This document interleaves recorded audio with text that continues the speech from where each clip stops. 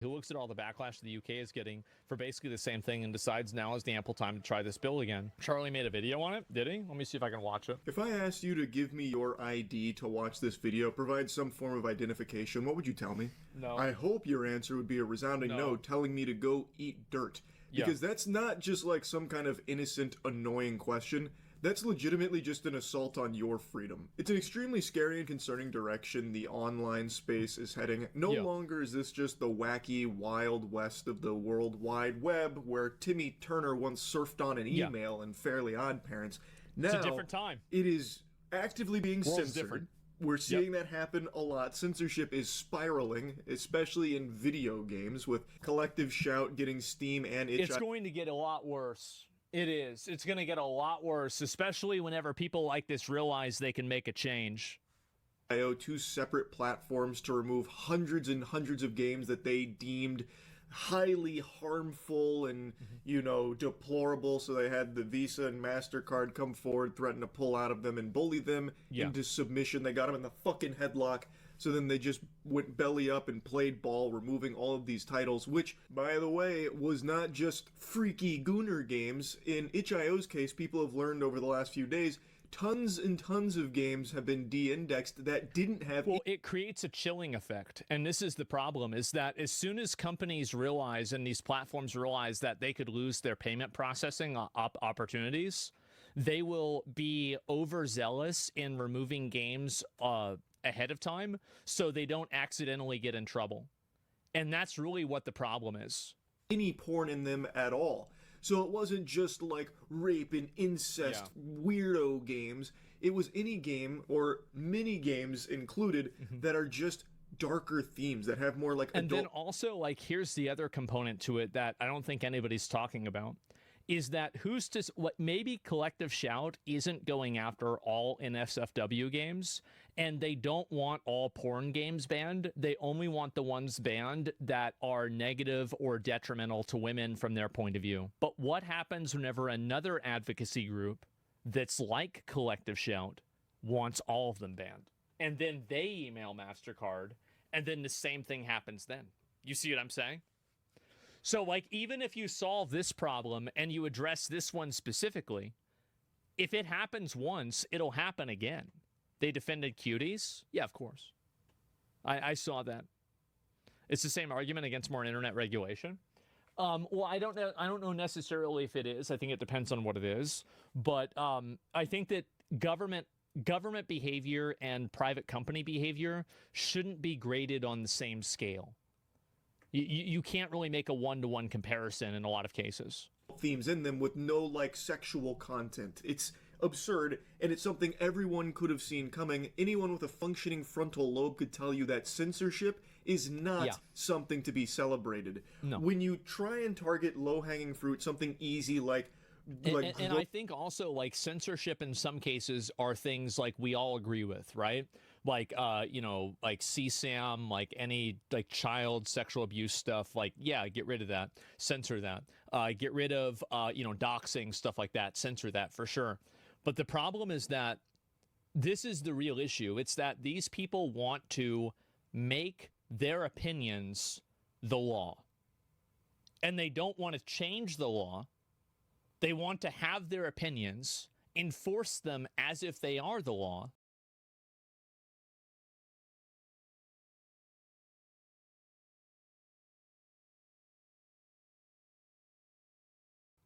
but not actually pass a law. That's the issue. And that's what they're doing. Gross, you know, disgusting porn games that are all about, like, incest and shit. You'll get a lot of clapping seals like, yippee, you saved us. But what they don't realize is that it doesn't stop there. That is just the beginning. That just opens the door. So that way they can censor even more. It is absurd and out of control, but I'm going off on a tangent.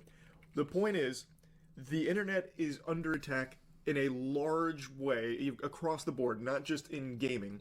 I'm sure all of you have seen what's happening in the UK right now with their Online Safety Act, where now to access a myriad of content, you need to provide your identification. Wow. That's not acceptable. Just like we were all taught growing up, never take candy from a stranger, don't talk to strangers, say no to that kind of shit. you should also be taught to say no to this too. You should not be providing your ID willy-nilly online. That is not something. Yeah, I mean, I agree with that too. And also, like, the way that they need to do it, if they want to do this, this has to be like a government check system that is done by a encrypted government third party. So you don't have something like the TAP leak happen. That's the big issue. Is that, like, and also other countries have done this. Like, for example, China does this. I don't think that's a great example of, like, how we should do things, but they're able to do it. And also, South Korea does it. South Korea does the same thing. So it's not like this is some impossible thing that they can't figure out. It's that I don't want an individual company doing this. If you want to make an ID system, it has to be a universal government ID system that has accountability to the public. You can't just have all these random companies asking you for your driver's license constantly. Something that should just be loosey-goosey, no care in the world. Oh, here's all my personal identification. Here, yeah, take it. That way I can access fucking Wikipedia. By the way, Wikipedia is actually affected by this. Now, in some cases, it's not providing an ID. It's instead providing your face. It will scan your face, so you're giving them your biometric data in that case. Again, big time no-no. Again, I have no problem doing this when I'm signing up for a driver's license or I'm signing up for something like that. But I do have a big problem doing this when I'm signing up for a social media website and I'm giving it to the social media website directly. Hell no. Well, yeah, it's awful. Like, I mean, we can't be giving this shit away to private companies like this all the time. Yeah, legal documents, yes, but not social media. Exactly. Like registering to vote. Yeah, there's a lot of things that you have to give your data away for, and that's fine. But the difference is that these are governments. And this is kind of what I was saying before. Do you see kind of like this apparatus that's being created where these online companies are creating basically a government? They're creating a government on the internet. They're creating a government on the internet with no accountability, no democracy, no representation, and no way of stopping it. That's the issue. Tracking data versus selling data is different. Yeah. Like this information should never go to a third party for-profit company. Be the one to come in here and teach you why privacy is important, but I hope somebody has. This is not if you play PlayStation, you know that. Good thing.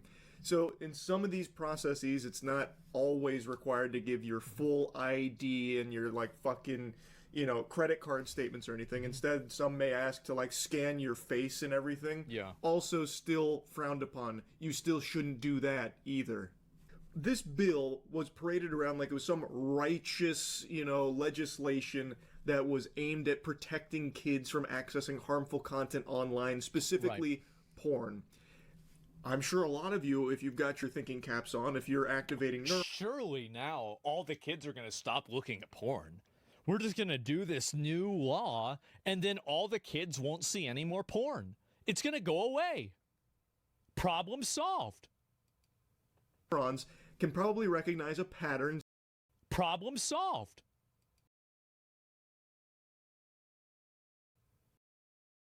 Neurons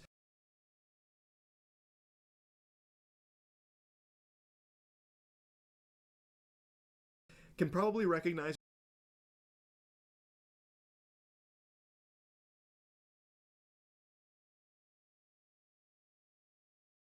a pattern since basically the beginning of time, the beginning of the internet here, where porn is always used as this ultimate boogeyman. It's the it's the really bad one. And in my opinion, I don't even think porn is the bad one. It's grooming that's the bad one. This person brings up a great point. LinkedIn uses a government vendor Clear. I'm assuming this is the same Clear that you use in the airport too. In order to verify someone's identity. LinkedIn does not get the info specifically. Yes, exactly. This is reasonable. This is reasonable, and this is something that can work. But the problem is that the companies doing it themselves, that does not work. Absolutely not. Until they get hacked, anything will get hacked. The ISPs get hacked. Your computer can get hacked. Just because something can get hacked doesn't mean that you should just do everything with no level of like security. That's silly.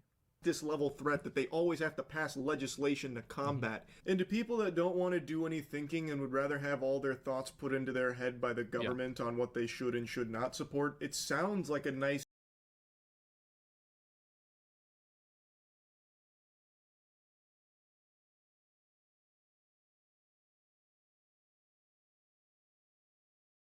notion. You don't want kids having access to harmful content like porn online. That makes sense. But the second you make like George and get a bit curious and, God forbid, get into your ponder stance and start thinking and look into these type of pushes, you will recognize the goal is not to protect kids. It's not to protect anyone. Yeah, it's a Trojan horse. It's a moral Trojan horse where they can use to push in censorship of political ideology, dissenting viewpoints, or anything that would challenge them in a way that they think is inconvenient. Anything. These are called Trojan horses, where... Yeah. Yeah, pretty much. They push these through under a false pretense like this with so many huge detrimental consequences attached to it that impede on your freedom. They use this idea of protecting kids from harmful content as a way of getting this bill across the line that has really bad stuff in it. There is nothing good about handing over your freedoms. No. And it's even more sad how few people even recognize it happening in front of their face.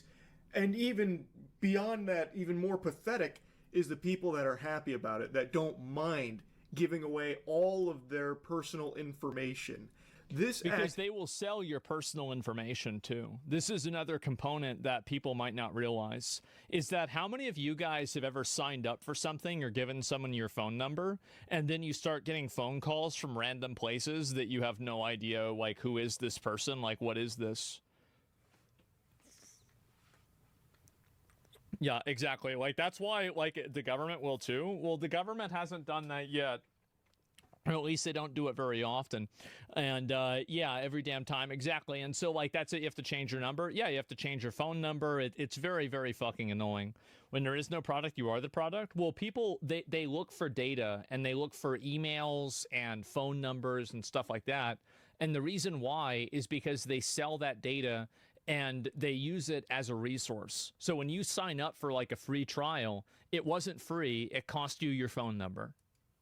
Was not about protecting children from accessing porn. Yeah. It did not just require ID to be provided for porn sites. It was required for anything that they deemed maybe potentially opening up children to harmful content. That includes Discord features. It includes some forums. It includes Twitter. It includes Reddit.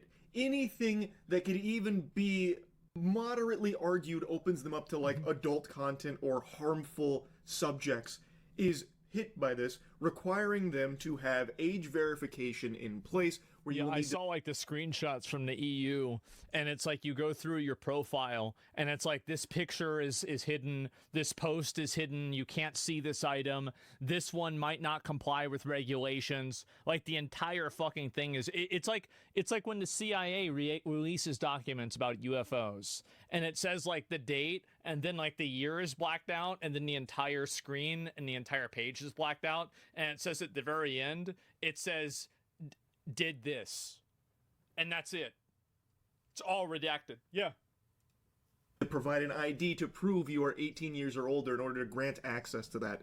You know the whole meme of, like, oi, you got a license to be breathing that air? Yeah. Where it's all about, like, how over the top the UK is with this kind of bullshit. Well, now it has become beyond parody, where you actually need a fucking license to send Discord shit. You need a license for Wikipedia articles, basically. Wikipedia is being hit by this, by the way. This is inevitable. I'm going to say this. People might not want to hear it, but I think that it's true. The internet being an unregulated Wild West never could have lasted forever. And it hasn't lasted. There is only the illusion of it lasting. The idea of having anonymity on the internet is 9 times out of 10, 99 times out of 100, probably 999 times out of 1,000, a mirage. If the FBI wants to find out what you were doing on the internet, they're going to be able to do it. That's not the problem.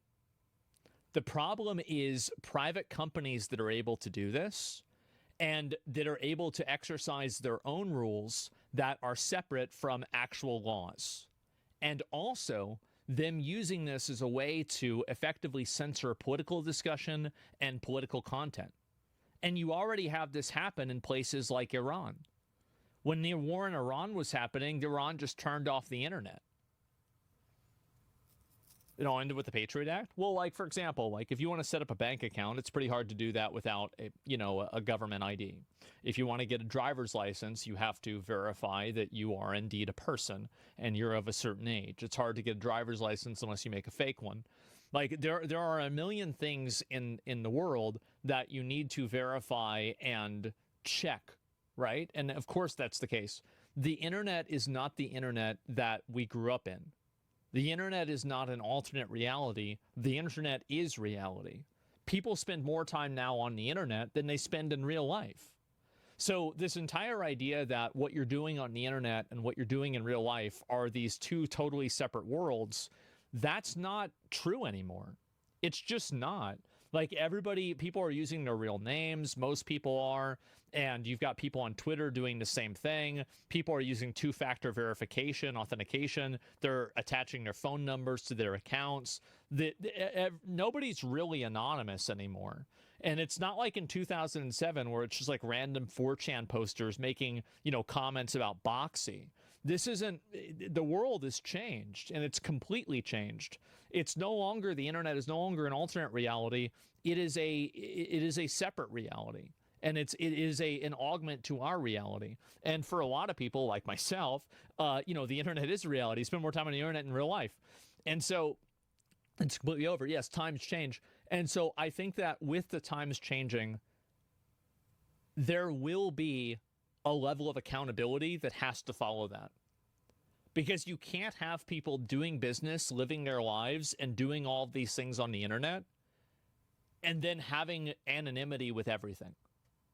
It's like driving around without license plates.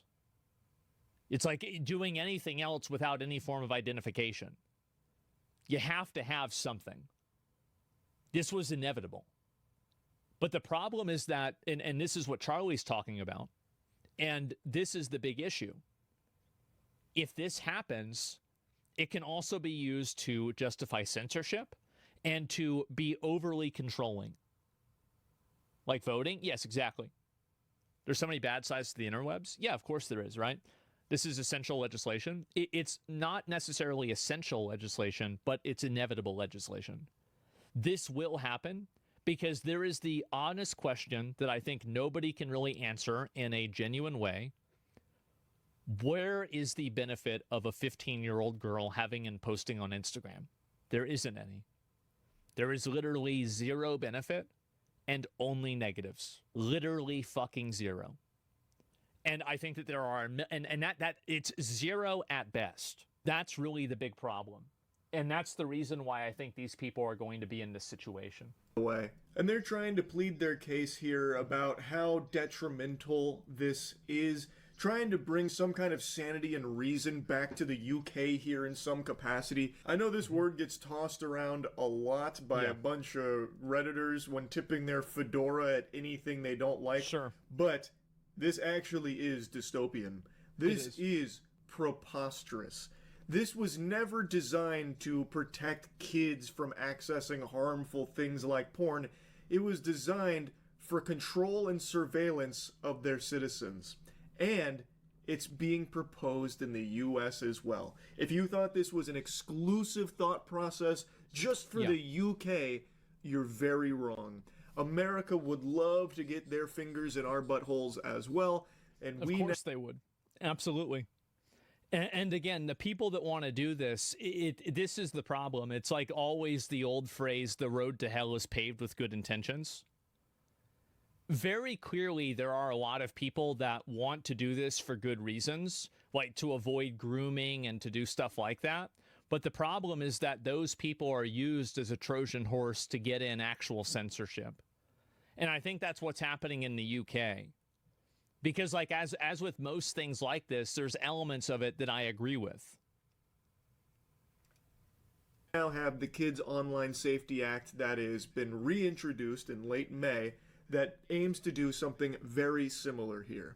It's a very common tactic where these proposed legislations will have things like, we have to protect the children. You know, another classic meme, think of the children. Yeah, well, it's a meme for a reason, because it is the go-to strategy for a lot of politicians, because it's very easy to drum up support under this false pretense. It is not about protecting kids. This isn't actually trying to stop kids from accessing porn. It is a convenient way for them to control your information and spy on you freely, openly, and easily. It is all about surveillance, control, and censorship. And all I can do is sit here and cross my... He's completely right about this, by the way. This is the reason why something like this has to happen through a government authentication system that the individual companies have no awareness of, and they have no access to, only through a checking mechanism, like LinkedIn, for example. You can't have the companies doing this themselves. Fingers and toes while kissing a rabbit's foot that we are lucky enough that this will be shot down as it has in the past in this country. But it's not guaranteed. Obviously, most people don't want kids accessing porn. Yeah. And in an age where information can spread so quickly, so wrongly, there's... Everybody knows, like, this is something that's probably, like, politically incorrect to say this, but, like, if you were 12 years old now and you were in the UK, do you think this would stop you from looking at porn? Really? Like, I mean, let's just be honest about this. I don't even think this would put a dent in it. It's not going to change this at all. It's not going to do anything. Like, if I was a kid, this wouldn't stop me. I'd just work around it the same as I work around everything else. And so the real reason, and, like, this is the problem, is that because they're not willing to use an actual comprehensive system like South Korea, and they use these weird half measures, what they end up doing is all they're achieving is just censoring things and not helping anybody. And that's the big problem. Kids are the most resourceful. Well, they don't have anything else to do. I'd steal a relative's ID and use it. Yeah, sure, right? I mean, a million different ways of doing it. This isn't about porn. It's about corporate profits. I don't even think it's about that, honestly. I think it's about the government trying to create narratives and control narratives. That's really what's going on here. It's not even about corporations at all. We have an actual censorship supporter in chat. What is this here? Let me read this person's message. Why isn't he explaining how 12-year-olds get around it? How would they get around it? Well, I don't know. I mean, there's a lot of ways, right? I mean, you could, so there's a way that you could use a parent's account. 12-year-olds get around it. How would they get around it?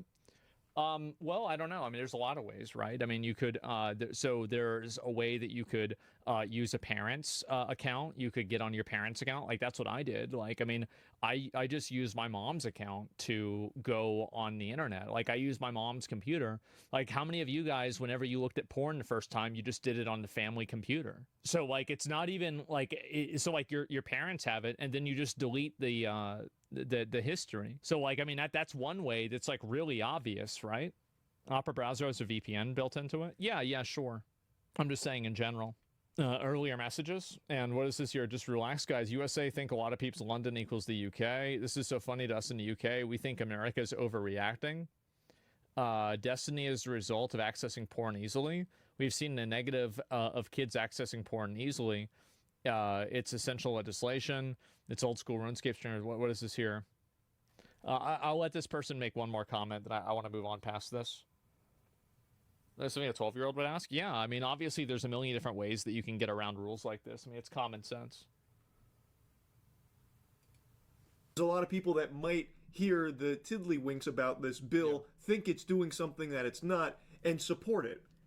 That's very possible. There has never been an easier time to get some really damaging freedom overturning bills passed than right now. Yeah. Because you control so much information so easily, and most people don't bother to spend even a fucking iota of a second researching any of the topics. It's That's just the way a with everything. Yeah, people don't know really anything. concerning mix of ingredients here for like the possible perfect storm of no longer having an internet that you can access without providing identification. For some reason, it's become highly accepted and normalized that the internet is expected to cater to children being on it completely unsupervised. That is the problem. That is the issue. I think that you can draw the line at social media websites and peer-to-peer messaging, but the idea that the entire internet needs to be sanitized, regulated, and controlled because some parent that's a shitty parent might not be able to control their kid going on a bad website, this is outrageous. I don't think that the entire population has to live with censorship because some parents can't live with accountability. It's a completely massive distortion, and it doesn't make any sense at all. It's also a lot harder now because parents give their kids iPhones. Well, I mean, there's a lot of ways you can check that probably now because parents give their kids iPhones. It's at all. It's also a lot harder now because parents give their kids iPhones. Well, I mean, there's a lot of ways you can check that probably, right? I mean, there's so many tools to manage it as well. You can install a keylogger to get parents' passwords. Yeah, exactly. You're making a good point, but I don't see proof for the Trojan horse argument. Sure. So basically, here's the point that I'm making. So anything that would be unacceptable for a kid to see. So do you think that violence and certain types of political extremism would be unacceptable for a kid to see? I think there would be a lot of people who would arrive at the conclusion that, yes, actually, it would be unacceptable for a kid to see it. So because of that, you could have things like the different pushes for, the lesser immigration in the EU, for example. You could have that be categorized as behavior that should be censored. They could easily make that argument. And I think that you could make that argument because really this is a complex adult political issue that really shouldn't be being shown to kids. This isn't really about kids. Kids don't understand that. And so, yeah, play the UK PM talking to Trump about this today. You mean whenever the UK PM said that you don't get in trouble for, saying things on the internet, but then there's like multiple examples of people getting in trouble for saying things on the internet? He's lying. He's saying something that's not true. And it's verifiably not true because you can look at what's happened to people and you can look at what laws they have. Why would you listen to what he's saying instead of looking at what he's doing? I don't even understand that. And while that does happen, that is the fault of the parent, and the blame lies solely on the parent refusing to do their job in raising their own fucking kids. It is not the internet's responsibility to do that for them. Now, the world does not need to be a padded room for you to bounce around in. This is the same viewpoint that I've had with like that 2% stuff. Why are we catering all of society around the dumbest, most irresponsible, most violent, abusive, aggressive, problematic, and antisocial people? Why are we doing that? It seems like a massive mistake. I know it's been very common for parents to just sit their kids in front of an iPad, creating these iPad kids, setting them up for failure, really, by refusing to actively be a part of their life and raise them. Sure. But that doesn't mean that the internet needs to step in and change to do it for them. There needs to be the onus placed back on the household. The parents should be once again in charge of raising their kids. That's how it used to be, and that's how you had normal people develop. Not like... And also the other problem is that back then you did have bad situations happen. And this is something that I think a lot of people might be uncomfortable discussing. But back then when you didn't have as many rules, you also had bad things happen to people. Absolutely. But that's life. Like, and in a lot of cases, I would want to have a world where, maybe bad things can happen, but you live with a little bit more freedom. And that's the case with a lot of things in the U.S. Like, for example, guns. Like, we can have guns here, and I can guarantee you if there were no guns allowed, there probably would be a net decrease in gun deaths. But does that mean that we should take away everybody's guns? No. It's the same as speed limits. If you took the speed limit down by 20 miles an hour, I bet probably you would have less accidents everywhere. But would that be better for everybody? No. So again, don't fall for the illusion of safety and even a degree of safety and then trade away your entire freedom to it. Yeah, ban cars, save lives. Yeah, it's insane. And so, yeah, take the gun, ban guns are bad, okay? Speed limits are unconstitutional. True, brother. Yep. And so left brain cannot tolerate unknowns and uncertainties. Freedom is the ultimate uncertainty. Well, and this is the problem, is that people have these like extreme viewpoints on things. And I think that I have a pretty moderate viewpoint on it, where I think that social media and peer-to-peer messaging apps should be regulated with a pretty high degree, and you shouldn't allow minors on those social media apps. But using the entire internet and making the entire internet like that without even having to log on is such a massive overreach that I don't agree with it at all. This, not under the thumb of the government sticking its nose in your business. It is terrifying. Why have we just gotten to the point where we excuse bad parenting and instead force the internet to be the ones to be the parental figure, where everything is like babied to ensure a kid doesn't accidentally access fucking Wikipedia or something? It's completely preposterous. And on top of that, it's downright dangerous for everybody. You shouldn't be providing your identification and all of this data like this. It's just not good. Well, and you can look at the T-App leak. I mean, the reality is that, I mean, yes, it's a hose-mad situation, and we can all laugh at them and think that it's funny. But the reality is that these women are having their lives ruined, and now they have their picture posted online. Probably a lot of them, this really negatively affected them emotionally. And did they deserve it? I mean, like, I would say, yeah, kind of. But like at the same time, the fact that it can happen is bad. It's funny. Yeah, exactly. But like what I'm saying is that a bad thing happening to a bad person is funny, but it's still a bad thing. And the reality is that if a leak can happen to the T app, it can happen to other apps as well. Most hacking and most like database breaches, from my understanding, are just straight up social engineering. It's not like some guy uses some kind of like weird machine that he created and it's a headset that allows him to hack into the government with his mind. It's just a guy that's using someone else's credentials and then downloading the database to a hard drive and then taking the hard drive out of the building.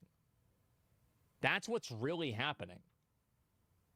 And so, correct, I work in cyber. Yeah, I would say 90%, yeah, 95% are social engineering, phishing, and identity theft. It's not actual database breaches through genuine hacking. Our entire API was open with no passwords? Yeah, exactly. The T-App leak was a form of ethical hacking? No, it wasn't. It was not ethical hacking, because hacking would imply that you would have to get into something. They just put all of the... This guy basically said, okay, I'm going to take everybody's driver's licenses and put them in this box. And then some guy said, hey, what's this box? Damn, what are all these driver's licenses? Holy shit. Yeah, they didn't even get hacked. There was no security. In order to have hacking, you'd need to be bypassing security. Security wasn't even bypassed. Really hope we don't see it come to America. I wanted to put all of this on your plate here, put it on your radar, because this is not something good. Don't let the propaganda fool you. It is not aiming to actually protect anybody or anything. No. It is solely for control and surveillance, trying to get more data from you to monitor your activities and ensure you are the drone they want you to be. This is not a good thing. So yeah, I just wanted to talk about that a little bit. That's it. Fucking based. Absolutely. Absolutely 100% fucking based. Charlie is totally right about this. I think that, again, concessions will have to be made for certain things on the internet because the internet has become an integral part of our real lives. But the idea that the entire internet needs to be censored, regulated, and controlled because some parents can't control their kids. Here's the original fucking Child Safety Act. It's called parenting. That's it. That's what you need to do. And so, yeah, Europe is a testing grounds for the USA. Make sure to give the video a like. I totally fucking agree with them, right? Kids should be controlled, not the freedom. Yeah, definitely, right? The idea that you get arrested for online comment is a myth. You get arrested for hate speech, incitement to violence. Edgelords like to pretend otherwise. Okay, so like then you make an online comment and they say it's hate speech and you get arrested. Okay, so then you get arrested for an online comment. Okay, that's what I thought. I'm glad you cleared that up for me. Thanks. I was confused there, but now I understand. And so anyway, define hate speech. Yeah, I don't want to hear that bullshit. And anyway, I think the responsibility of keeping kids safe from danger should be given to the parents, not by making the internet shit for everyone. Yeah, exactly. And so, yeah, Democrats get their way. The same thing you see in Europe will happen in the U.S. Well, and this is also another big problem, is that everybody talks about this, but they don't realize that this type of behavior and this activity is what's going to be used as a foundation to censor other things like COVID. Like the exact rules that they're making right now for kids are rules that they will apply whenever COVID or something like that happens in the future. I'll be right back. Yeah, obviously, can you guys imagine them doing the exact same thing with COVID? I definitely can. I think anybody could. I'll be right back.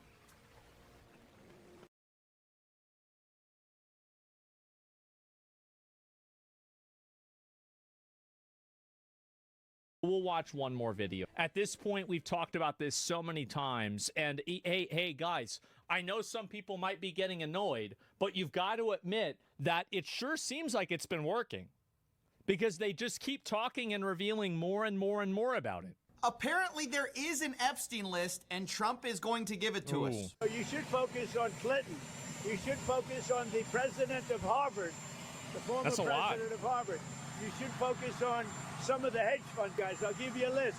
These guys lived with Jeffrey Epstein. Now, this is yet another... I'll give you a list. Why don't you give the list to the FBI and have them focus on it? I'm just saying. Maybe that's a better idea. That's just me, though, right?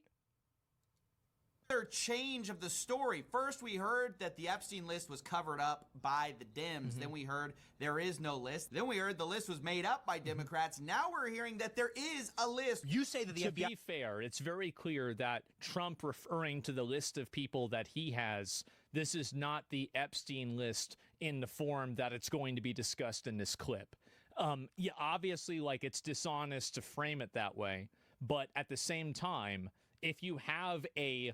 Like, you know, if you have a crime and you think that somebody could be implicated, wouldn't you want to go down and check people off the boxes to make sure that they're not bad boys? That's what I would do.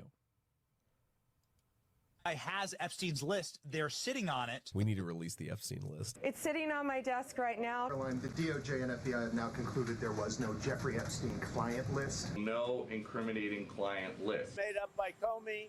They were made up by Obama. Focus on Clinton, the president of Harvard. I'll give you a list. This all comes after shocking revelations about new implications of our most powerful leaders, both former and current presidents. Good. But now, given the fact this story won't go away, Trump is zeroing in on his political enemies and saying they're the ones everyone should be focusing on. They should focus on the fact that Larry Summers from Harvard, that Bill Clinton, who you know very well, and lots of other friends, really close friends of Jeffrey Summers, should be spoken about. Because, you know, Jeffrey Epstein should be spoken about. And they should speak about them, because they don't talk about them.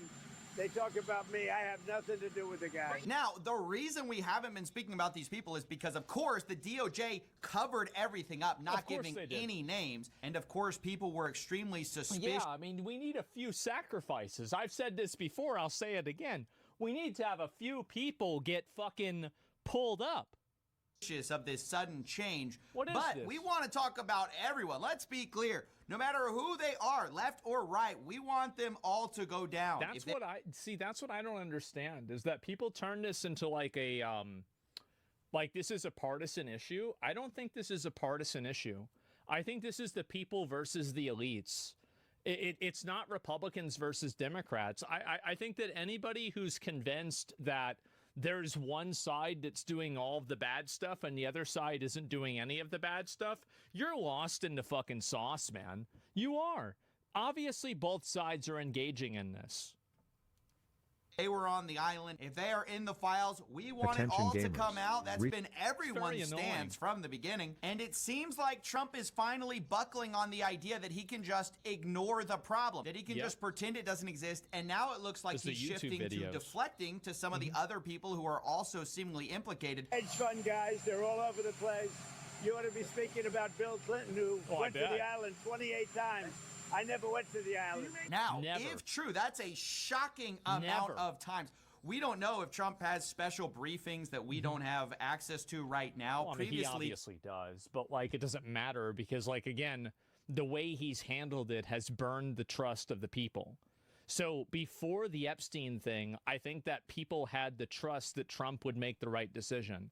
It's like when Trump bombed Iran, that was like a massive play, and people's trust that he had built up by, you know, getting rid of DEI and getting rid of, you know, different people in government that, you know, Republicans didn't like, and shutting down the border. Like, he delivered on a lot of these other things. And so when he bombed Iran, everybody had his back.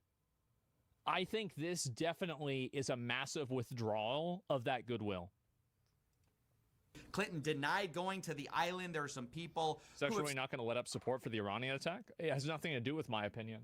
I'm talking about public polling numbers. Yeah, I supported bombing them too, but it doesn't matter what I think. I'm talking about the public at large. Said, oh, maybe he went once or twice, but 28 times. I've never heard that number before.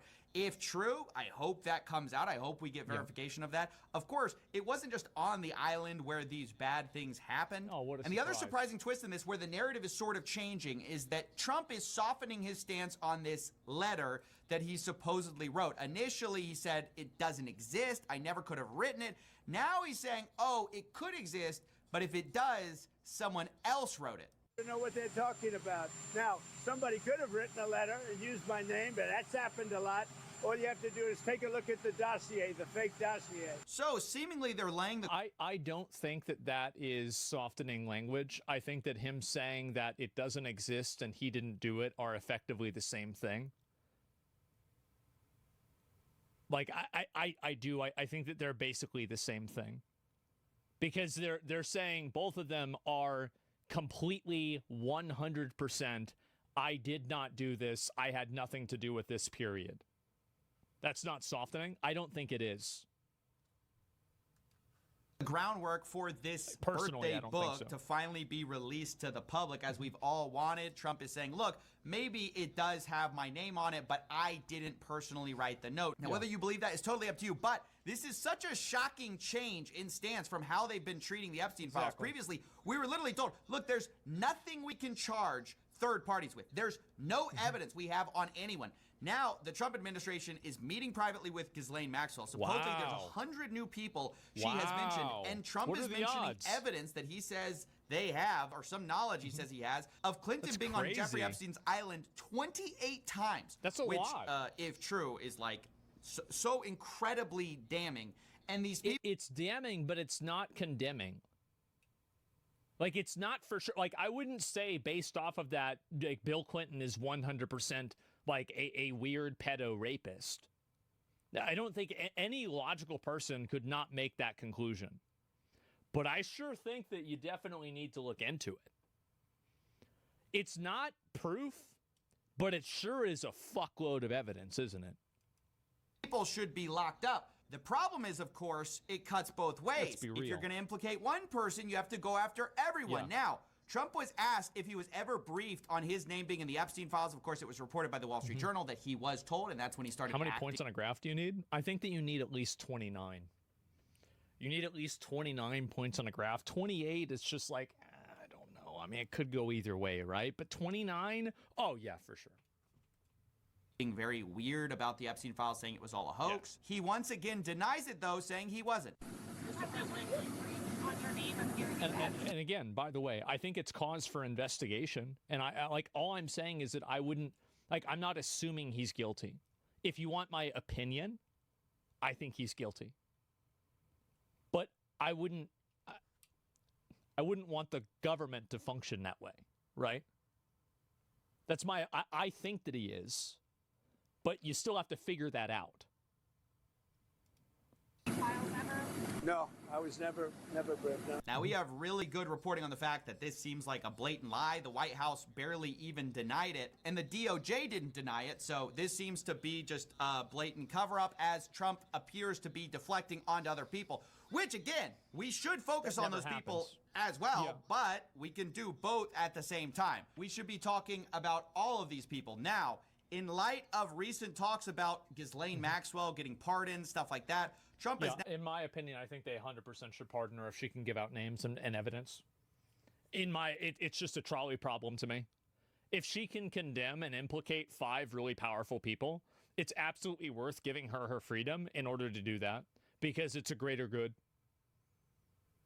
It's the easiest decision that you could ever make.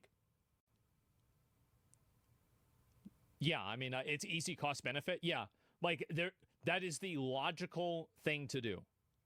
I understand people might not like it. It doesn't sound good. Doesn't matter.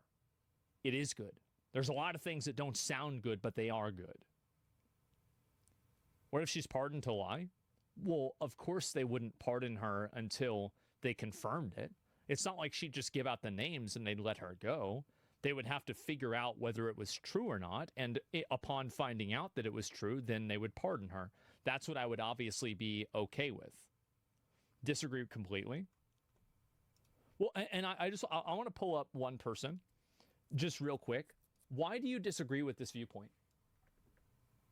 Why do you think that she shouldn't be pardoned? Because she did those things knowing of what she's doing? No, yeah, I know, but would you rather... So, would you rather, let's say you have a gun. Would you rather shoot 1 bad person, or would you rather shoot 5 bad people? Just because she knows something that politicians don't want to show the American people, 1 bad person gets pardoned, think about it? No. Just, how is it the morally good decision? She's implicated in all of this? I don't even think that you're...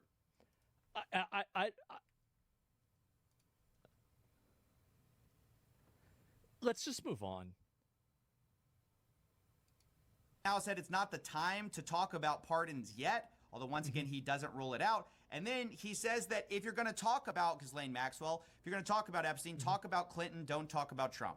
A lot of people are asking me about pardons. Obviously, this is no time to be talking about pardons.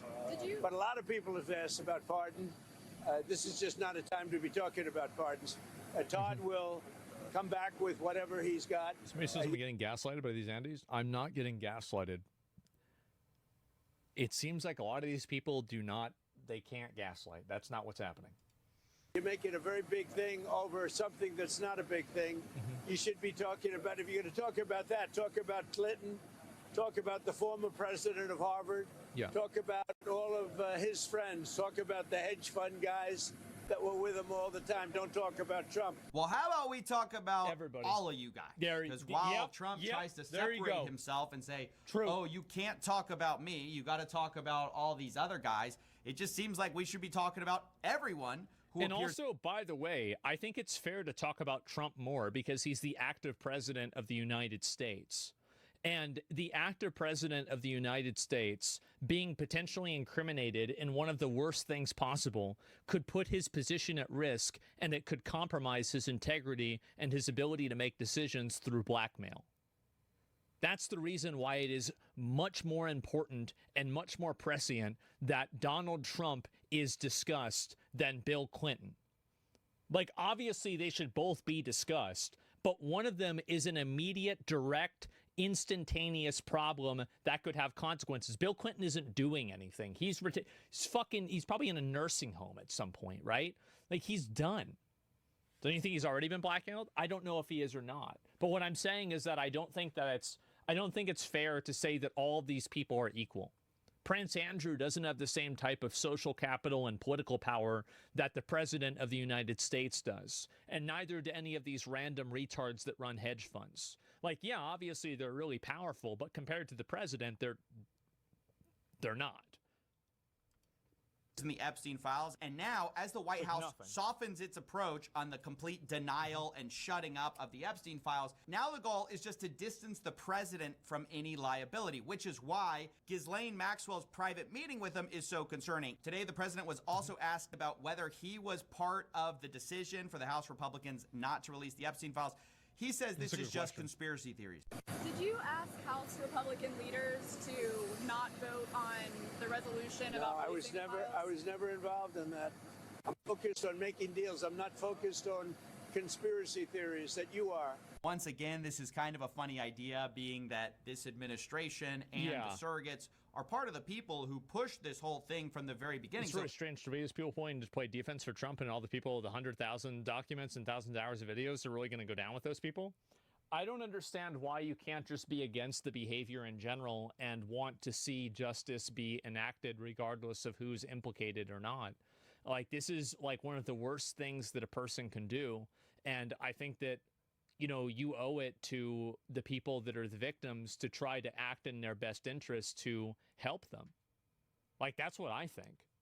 To call it a conspiracy theory now, to be making fun of people who are asking basic questions about that, is just bizarre and strange again. But I do think it's worth noting this radical shift in the approach of talking about the Epstein files. Remember, it was that it's a cover-up, then it was the list doesn't exist. Now they're saying the list does exist and they will produce. I don't think Coffee is accurate about this. I think Trump saying that he has the list of people that Epstein associated with is very different than them saying that they have a client list of people that Epstein trafficked people to.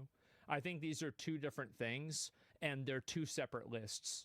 I understand that, like, everybody wants to have answers, but I do think that I think very different than them saying that they have a client list of people that Epstein trafficked people to. I think these are two different things. I don't think Coffee is accurate about this. I think Trump saying that he has the list of people that Epstein associated with is very different than them saying that they have a client list of people that Epstein trafficked people to. I think these are two different things, and they're two separate lists. I understand that, like, everybody wants to have answers, but I do think that I think we're making a jump here. And I think that jump is, it's unsubstantiated. That's all. It's just unsubstantiated. I mean, and Coffee could be right, but I don't think that based off of his language, you can draw that conclusion. So, what names actually they're gonna produce? I think it's anyone's guess. I hope they produce all of them. I'm doubtful. I think there will be some omissions, but it's a credit to all the people who won't stop talking about this that at least there is a change in the approach, and it looks like they're gonna have to release some of the files.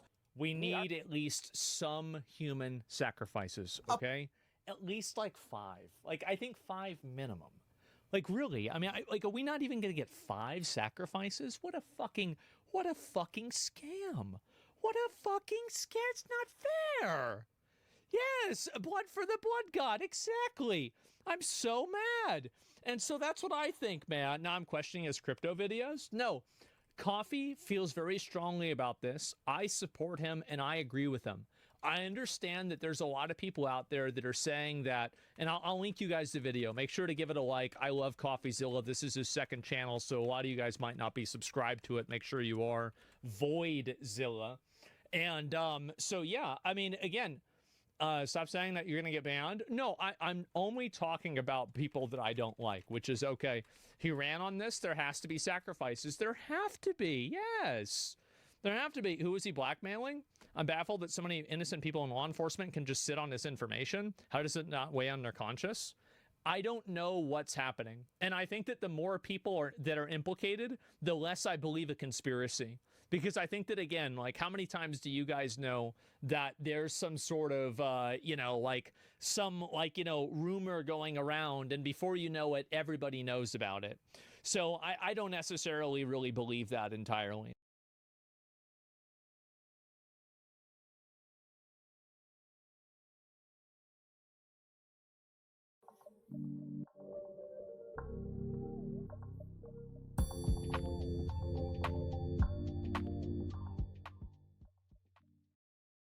Rogan has been given a golden opportunity to beat Ethan Klein. Yes, I'm talking about a genuine victory against Ethan Klein. I have spotted with my illegal eye a soft spot in Mr. Klein, and we can exploit that with our dear sister Frogan today on here. The Legal Mindset, where I teach you to be your own judge. And of course, I'm Andrew Esquire, American attorney. And this is a Fast Facts premiere, bringing you the quick version of the latest in the illegal news. If you like these versions, please make sure to smash the like button and leave a comment below. So as you know, I've been tracking the case of Ethan Klein versus Frogan. And I woke up today in the morning to see a very interesting video that was talking about Ethan Klein and his willingness or non-willingness to settle. But in this video, I spotted some weakness. I spotted a weak point that I think our dear sister Frogan can exploit if she wants to win. If she is committed to winning, I think she has an opportunity here.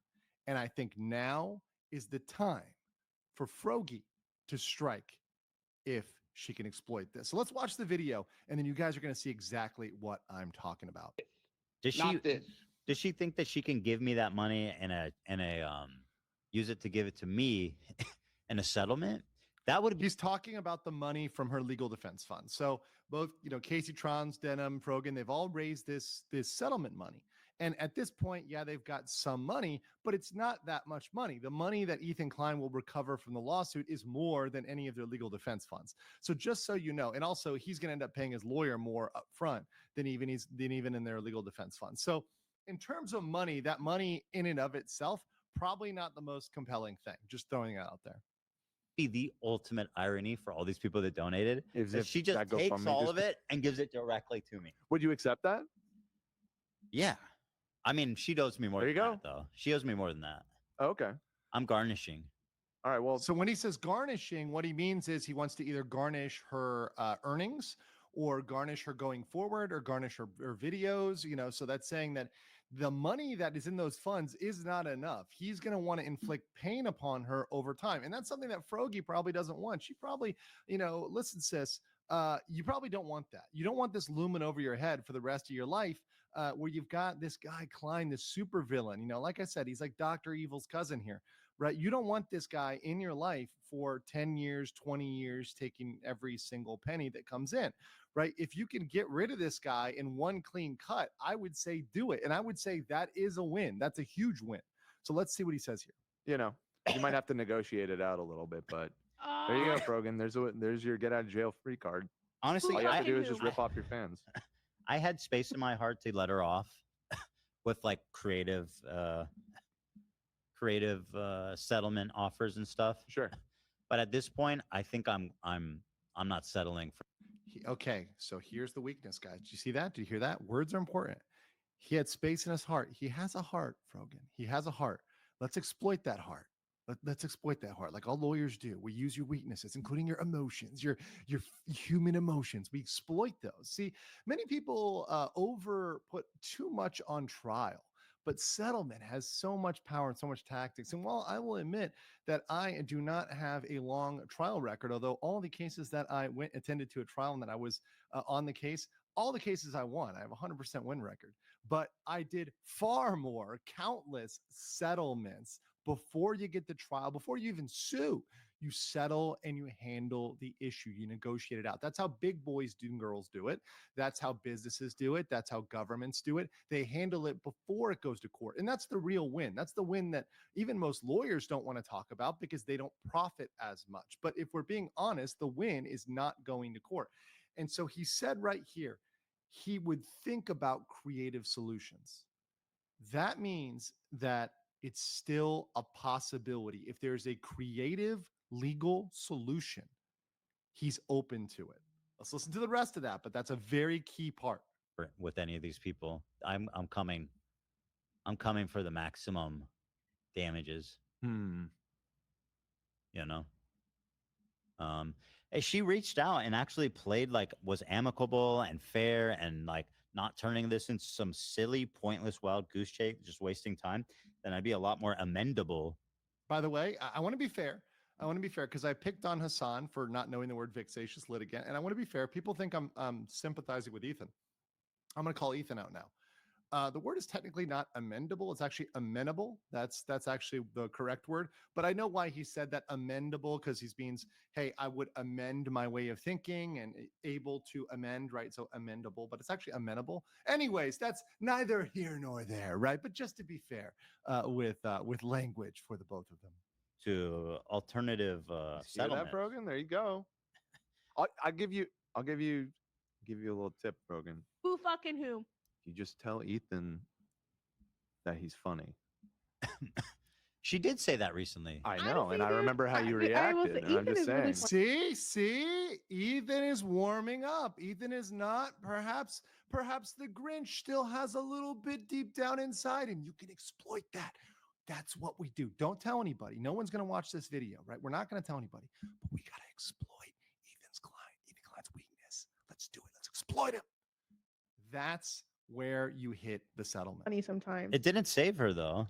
You think that I'll just drop it? No, not just with that, but that's like, You could butter me up. yeah, he could be buttered, is what I'm trying to say. Just like he could Trump. definitely be buttered up.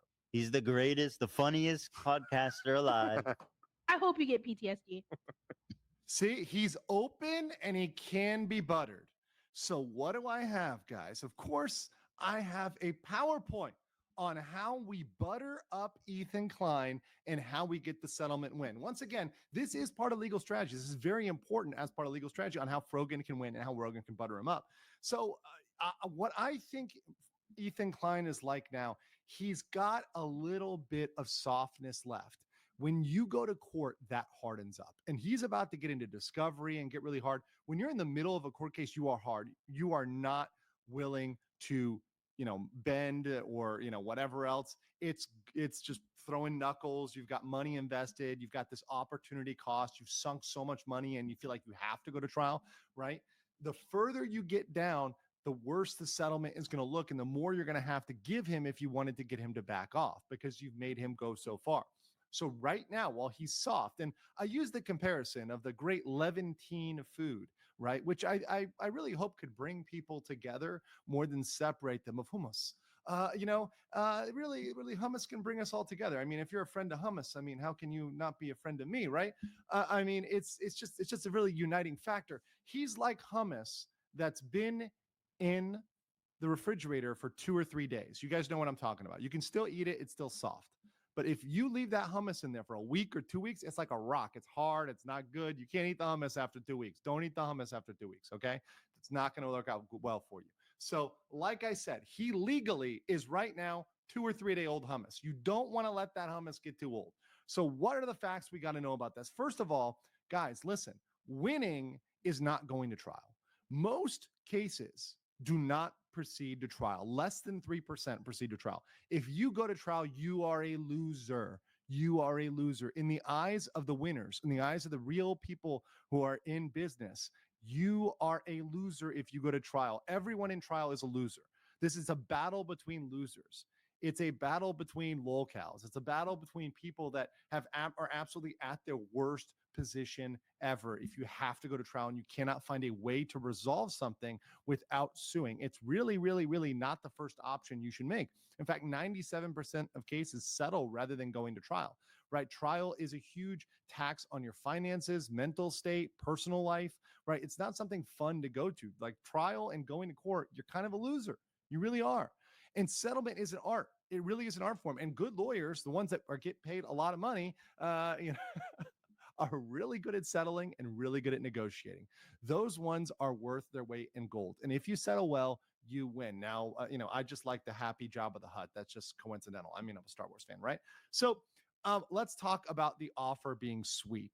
So this offer cannot be an offer that's boring. So we have to make an offer that's exciting. And if it's purely monetary, if it was just the money, I don't think Ethan's going to go for that. He hinted at it there, and it's kind of boring. It's not great, and it's not the internet, right? We're internet people. We're content creators. You and me, Frogie.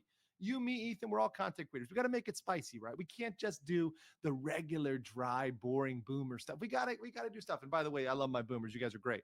Well, the point of the matter is, we got to make this good.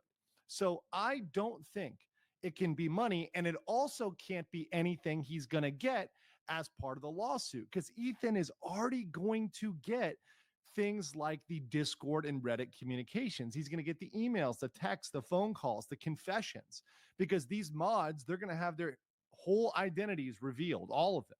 And they're going to break. These mods are going to break like straw. They're going to be absolutely torn apart and threshed like, like straw with a scythe, right? They're just going to be split in two legally when they go to these depositions. These aren't, people that are used to standing up to hard questioning. These people are going to absolutely spill their guts. They're going to betray each other. They're going to throw each other under the bus under fear of, perpetual debt. And these things are all going to come out. So earlier when I said, hey, you guys should settle, and I gave that genuine advice, I said, hey, turn on the mods, give them up, whatever. That's not enough anymore. That's not enough. Ethan knows he's going to get that stuff at this point. You waited too long. Sorry, you waited too long. So now you've got to give more. But I have an idea. Don't worry. I have an idea that I think I'm actually not think. I'm going to give a guarantee. If we make these things happen, I can guarantee Ethan Klein will entertain the settlement offer. This will be something he will take extremely seriously, okay? Because these are extremely creative and these are a win for everybody. Hold up. You guys ready for this? This is going to break the internet, okay? This is going to break the internet. Okay. We know Creator Clash failed. We know little iDubbbz over here and what went wrong with that. Obviously, this did not go so well.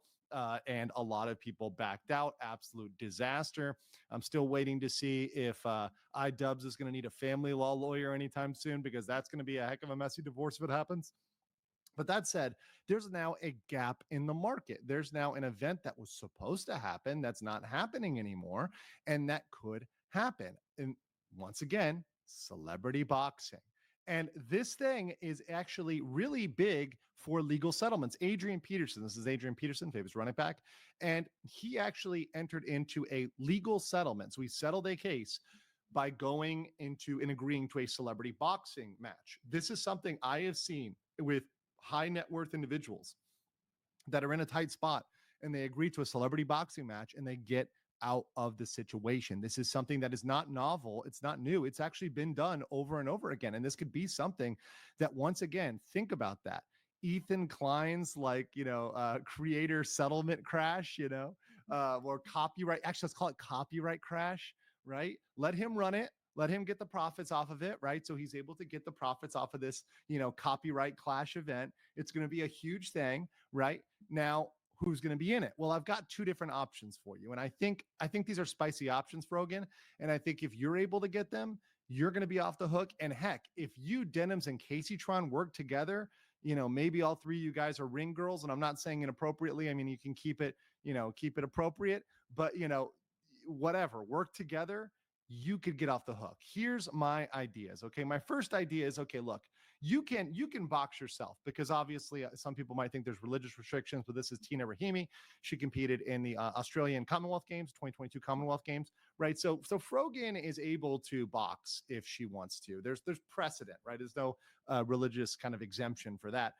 So why not box Gila? There you go. There you go. You've got the ability to box Gila.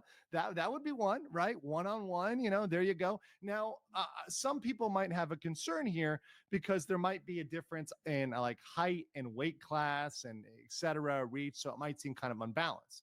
So that's my option number one. And I think that'd be very interesting, especially if you also have matches for Denims. You also have matches for Caseytron, right? You have them box people that they are ideological opponents or whatever else, right? That would be great. I think Ethan would love that. But I've got a better one. I've got a better one that would make the internet.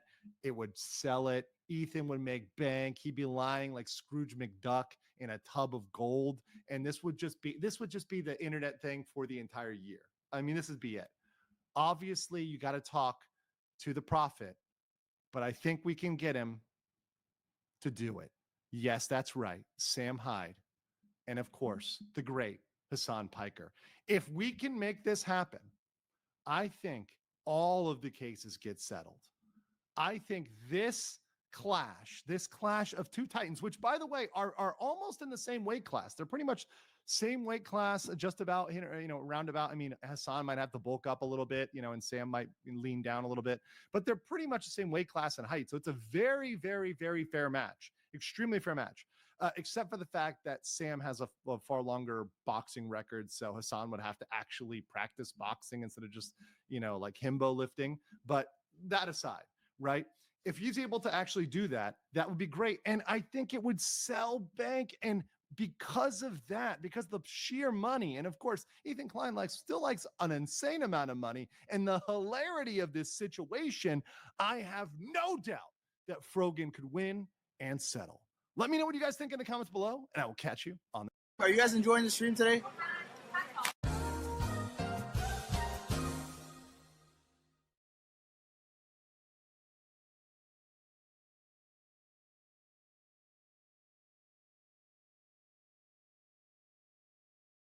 What's your advice on dealing with the small boats crisis in this country?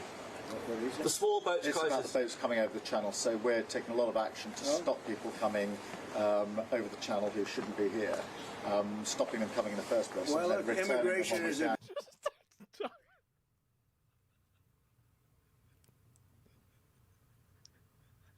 Just immediately starts talking over him. A big factor, and I think, frankly, if they're coming from other countries and you don't know who they are, and are they coming from prisons? We have them where they came in from prisons. We're moving them all out. We had a border last June, just recent, last month. We had 0 people come into the country, 0, other than coming through legal means. If you're stopping immigration and stopping the wrong people, I give my hats are off to you. You're doing not a good thing. You're doing a fantastic thing. So I know nothing about the boats. But if the boats are loaded up with bad people, and they usually are, because, other countries don't send their best. They send people that they don't want. And they're not stupid people. And they send the people that they don't want. And I've heard that you've taken a much stronger stance on them. Yeah, we've done a lot of work stopping them coming. We just signed an agreement to return them, and we've returned 35,000, in fact, under the first year of this Labour government, of people who shouldn't be in this country. So we're very pleased that we're getting on with returning people who've got no right to be here. That's great. As somebody that loves this country, that's great. I love this country. My mother was born in, as you know, my mother was born in Scotland, and it's an incredible place, a beautiful place. That's great.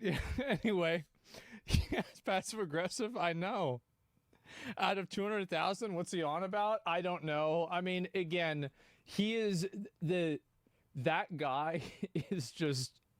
I feel so bad for people in Britain. Like, this guy is such a. Oh no! Look at the panic on his face. What is this? Importance of free speech today.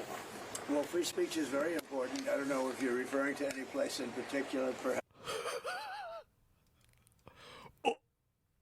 In particular, perhaps they are, but we've had free speech for a very, very long time here, so we're very proud about that. What's the small? He just goes in. How did this guy win? Oh my God! And he's just sitting here talking shit right next to him too. Europe is a much different place than it was just 5 years ago, 10 years ago, and they've got to get their act together. If they don't, you're not going to have Europe anymore as you know it, and you can't do that. This is a magnificent part of the world, and you cannot ruin it. You cannot let people come in here illegally. And he just fucking stands there, bro. What happens is there'll be murderers, there'll be drug dealers, there'll be all sorts of things that other countries don't want. And they send them to you, and they send them to us, and you've got to stop them. Oh my fucking God. Well, I do know he wants to cut taxes as much as he can, and politics is pretty simple. It's I assume there's a thing going on between you and Nigel, and it's okay. It's two parties. But generally speaking, the one who cuts taxes the most, the one who gives you the lowest energy prices and the best kind of energy, the one that keeps you out of wars. This guy has major Jeb Bush energy. He treats this guy the way he treated Jeb Bush. He's kept you out of wars, but the one that keeps you out of wars, you have a few basics, and you know what I mean. And you can go back 1,000 years, 1,000,000 years, whoever does these things. No. Low taxes, keep us safe, keep us out of wars, no crime, stop the crime, and in your case, a big immigration component. Because just sitting right fucking next to him. Just talking mad shit. know that your attitude has become strong on immigration, strong on the toughness of immigration. But I think whoever's going to be, I think I won because we had a lousy president. To be honest with you, we had an incompetent president. But I won because I was very strong on immigration. I mean, like, if you're from the UK, like, you've got to think this guy's a bitch, right? I mean, you have to think this guy's kind of a bitch. Now, we had inflation. We had sort of a bad economy. Yeah, with okay, this good. guy. I just want to make we sure. We had a lot of problems, but I focused on immigration more than I did anything else. And I think I won because of immigration. I think I won because of the border. Helped. I had a bad border where millions of people were coming in to our country illegally. And as you know, in last month, 0 people came into our country illegally, 0. So we went from a bad, incompetently run border to the most competently run border that anybody's ever seen. Man, you having a bad time, huh? Yeah, he having a real fucking bad time. They can't answer that, go to jail. And so anyway, no, it gets even worse. About what? Will you visit London during the state visit? I will. Visit London. I'm not a fan of your mayor. Why not? I think he's done a terrible job. The mayor of London. Oh, but the nasty person. I think he's done. Just talking shit. He's a friend of mine, right? No, I think he's done a terrible job. Just anyway. But I would certainly visit London. Yeah. Would you say so MP Nigel Farage has asked Parliament to be recalled? That's it. Well, I like Nigel. I mean, Nigel, as you know, is a friend of mine. Nigel's done very well. He's a friend of mine. And Keir's a friend of mine. Would you recall Parliament?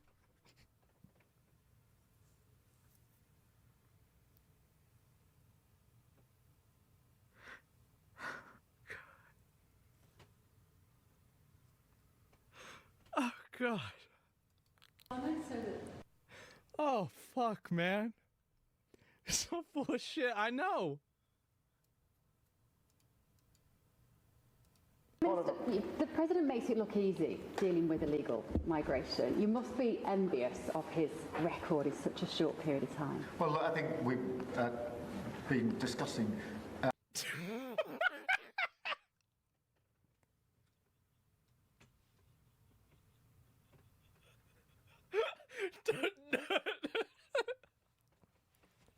Oh no! He's having a bad. This is a bad day for him, man. Oh God. Irregular, illegal migration is a huge issue in both our countries. It's in a big the United problem. Kingdom, it is a real cause for concern, and that's why we must bear down on it. The president makes it look easy dealing with illegal migration. You must be envious of his record in such a short period of time. Well, I think we've been discussing irregular, illegal migration is a huge issue in both our countries. It's in bad. The United Kingdom, it is a real cause for concern, and that's why we must bear down on it. God damn, man. That's brutal. Holy fucking shit, man. That is bad. And what is this here? Oh, God. Mr. President, you have a successful social media site. There are new powers here to censor your site, state-mandated powers. To censor my site? To censor your site. Oh, my fucking God. And You mean Twitter Truth? and Facebook. Truth? I mean, Truth. Is that okay? Well, I don't think he's going to censor my site because I say only good things. Will you please uncensor my site? Yeah, we're not censoring anyone. We've got some measures which are there to protect children, in particular from sites like suicide sites. We've had too many cases in the United Kingdom of for sure. Yeah. young children taking their own lives. And when you look through their social media, they've been accessing sites which talk about suicide and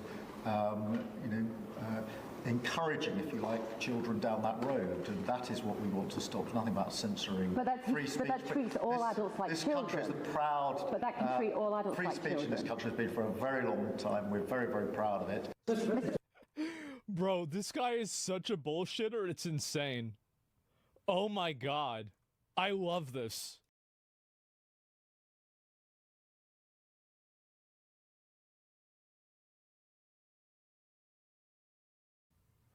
They're sending retards.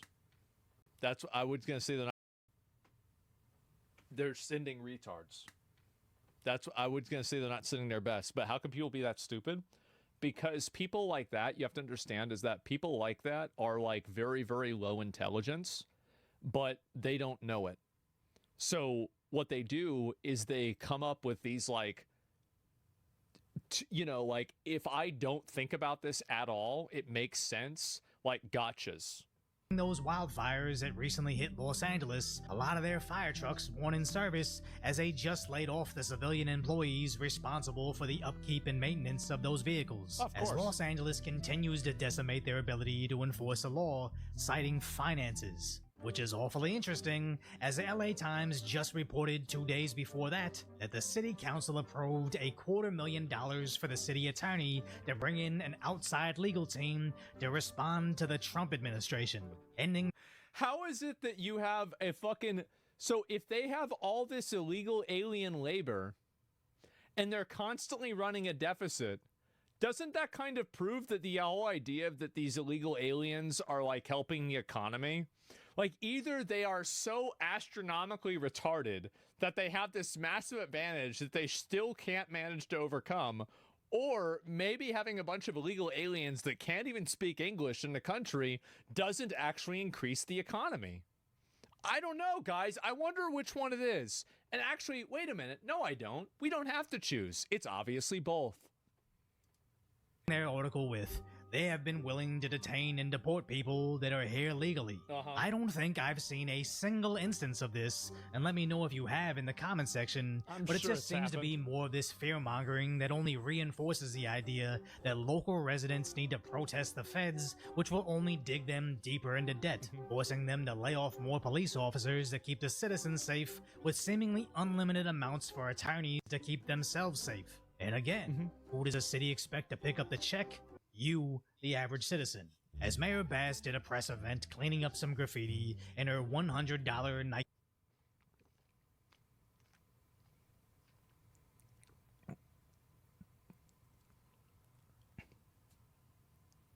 This is just, bro, like...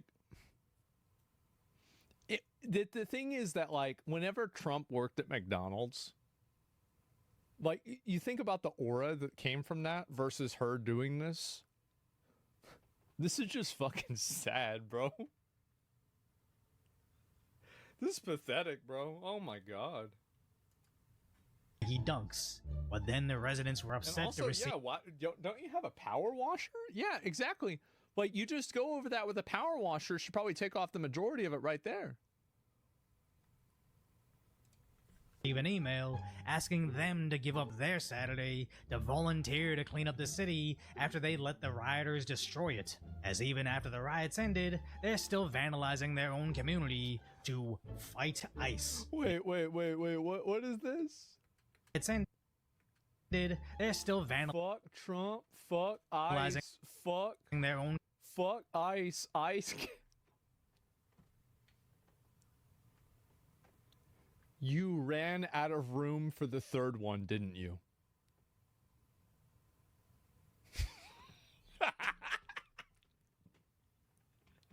They're actually fucking retarded. Oh my god. Bro. That's so fucking sad.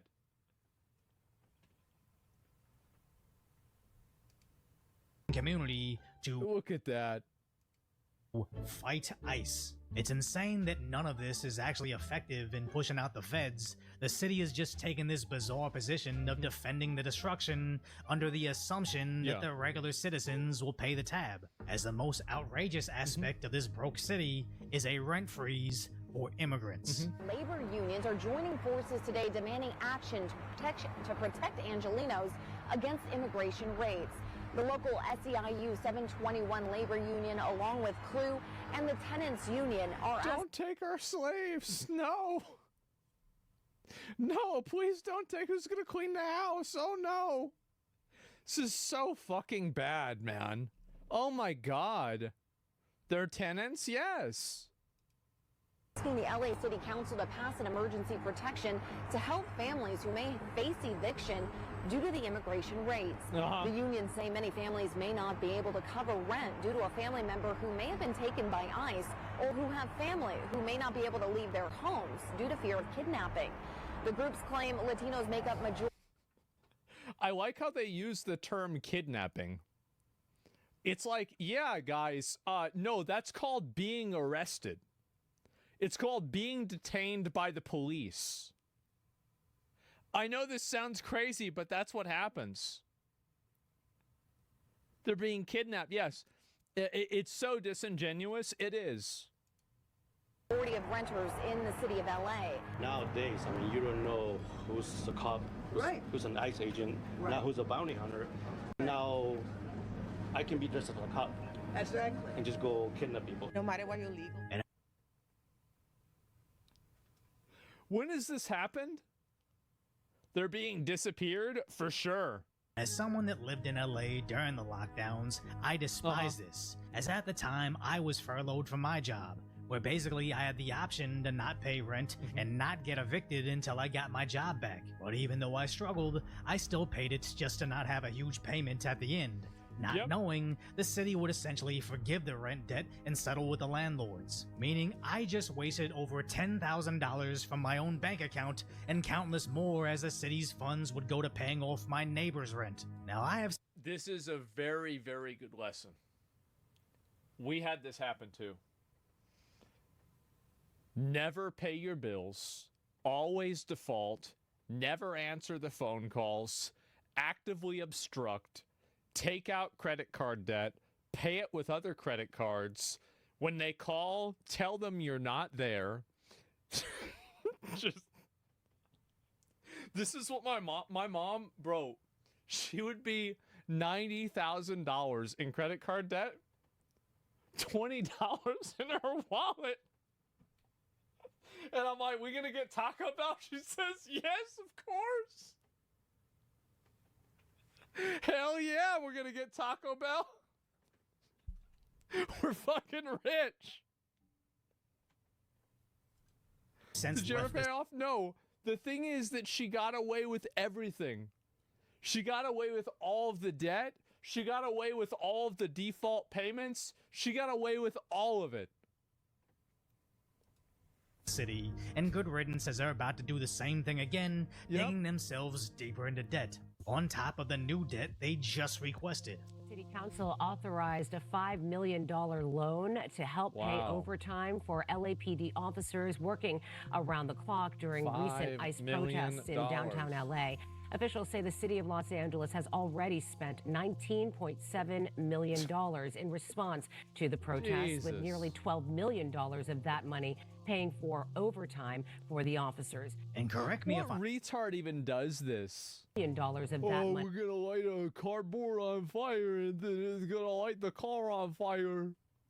Paying for overtime for the officers. And correct me if I'm wrong, but I thought those LA coppers don't actually get paid overtime. They just bank those extra work hours as vacation time to be used at a later date. So I don't really know what this extra $5 million is for, other than covering the shortcomings they already couldn't afford. And it's only getting worse from here.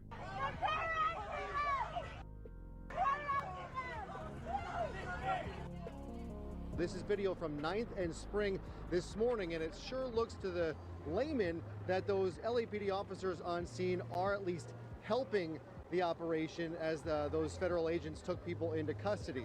Just arrest them, bro. Just arrest them, put them in jail. What they should have done, this is what they should have gone out with nets. And they should have gone with nets. Like, I think, like, I mean, you know, because, like, I really, you know, I like content, right? I like making content. And I think that they need nets, like the big ones, like, you know, you catch a butterfly, but just like a really, really big one. And like, you could put them under people, right? And you can make it with like Kevlar and like Ebolas. Yeah, no, because then they could get hurt. And then like, what if they break their arm? Because then that would be a problem for part 2. And then you put on ankle bracelets on all of them and you make all these people clean up the whole fucking city. That's it. Yep, you make them clean the whole fucking thing up. Like they have to clean up like the blown up cars. They have to clean up like all of that KKK shit, etc. Yep, and you could even have it. That's true. You could have Mr. Beast do it. That's a good idea. Isn't that slavery? I would call it a surprise job. He has just come out with a statement saying that is not true. They were simply there on a call of a kidnapping, and once they realized that was not taking place, they were there for crowd control. A lot of these people say are in this group are calling these kidnappings and not people being taken into custody by these federal agents, which I believe stems from local Reddit posts. Just a secret police. Where I've seen countless replies with thousands of upvotes suggesting this exact tactic, as this should be considered the same as filing a false police report, as they know what they're witnessing, but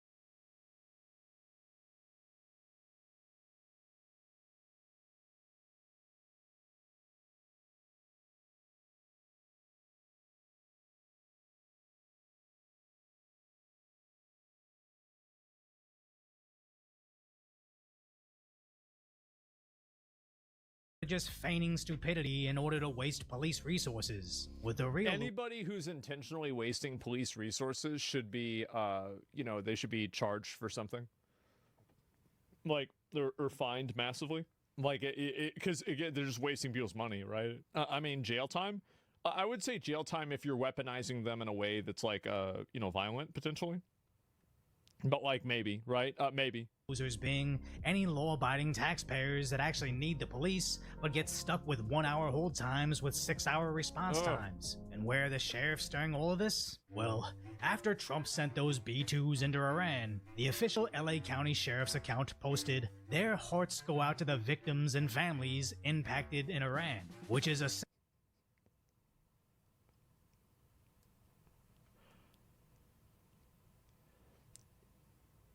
Iran didn't have the internet at that point. They shut down the internet because they didn't want the people of Iran to realize that they were getting their ass beat, and so that they shut it down. So like the people in Iran wouldn't even be able to read that to begin with. They're talking. It's literally just a virtue signal for like other weirdos in that city to be like, oh wow, we really care about them. Essentially an American sheriff sending condolences to Iranian nuclear facilities. It doesn't get more Los Angeles than that. Now, they did try to quietly edit out their condolences in that post, but eventually had to delete it due to the backlash, later posting an apology stating they fell short of expectations. Los Angeles County is officially cooked, as nothing in this entire video seems to show the city actually cares about their law-abiding, tax-paying, regular citizens that keep the city running. It's all about coddling criminals, virtue signaling, and deficit spending. And that comes from the top, as when the rioters were burning the city, apparently Governor Newsom was too busy sipping wine. But when Vice President J.D. Vance stopped by to check in on the Marines saving the city, out of nowhere, Newsom now wants to come through for a debate. Parts of his state are on fire. He's trying to debate on this shit? Like, bro, like you need to debate whether you want to put out the fire or not. So we got somebody right here. What are you saying? I really liked you a lot. I don't understand how you can actually be so short-sighted. Thanks for teaching me to go outside my door and actually make my own picture of this world. Bro, it's actually what's happening in Germany. Someone gets on the top using a group of people everyone hates, while everyone doing that dysfunction of your political system gets more power. There are ASMR videos about how to deport people. I mean, for fuck's sakes. So which group of people here are the Jews from Nazi Germany? Which group is it? You got timed out. Which group do you think are the Jews from Nazi Germany? I'm super curious. Anyway, let me go back. We'll watch the rest of this, and then I'll pull it with up. the rest of it going bankrupt. But the only thing that gets him out there is performative nonsense for his presidential campaign and his podcast. So if you appreciate my He not gonna run for president. Gavin Newsom is gonna get immediately disqualified for being a rat. And then also like him trying to act like more Republican and like distance himself from like woke stuff is just gonna make everybody hate him, man. What about some face masks? Some cultures cover their mouth to stop spreading their sickness. Why would I care about somebody's culture doesn't overrule the law? I don't care about your culture. Follow the law. Law comes first, culture second. Light order commentary on the tragic status that is today's reality. Subscribe to Decoy Voice. Yep. No, That is today's reality. Subscribe to Decoy Voice. Yep. No, it's crazy that they actually burn their whole shit down while they're at a deficit. That's insane. Oh my god. Yeah, he's fake. Yeah, exactly. Canines. Something I saw about 5 in the morning. I did my old man exercise, asked me things, to answer questions. Nothing else happened. Yeah, no, for sure. I mean, yeah, I'll link you guys the video. I mean, I agree with that in general. In Germany, you can cover your face in public, but not during a protest or other public gatherings. Yeah, I mean, I would have, like, there would be some examples of this where I would be okay with it, but I think covering your face at protests, I mean, like, you're just asking for trouble. This person have any other response? I'm sorry, I'm not going to be able to respond. Maybe I'm missing a point or I'm having the wrong take. Nah, you're just going to get the fuck out of here. Like, I don't want to hear you type out some whole paragraph about how I'm short-sighted and racist, and then I'm missing a point or I'm having the wrong take. Nah, you have any other response? I'm sorry, I'm not going to be able to respond. Maybe I'm missing a point or I'm having the wrong take. Nah, you're just going to get the fuck out of here. Like, I don't want to hear you type out some whole paragraph about how I'm short-sighted and racist, and then I'm like a Nazi in Germany, and then as soon as you have to explain yourself, you say I can't speak English. Like, get the fuck out of here. I don't want to hear that.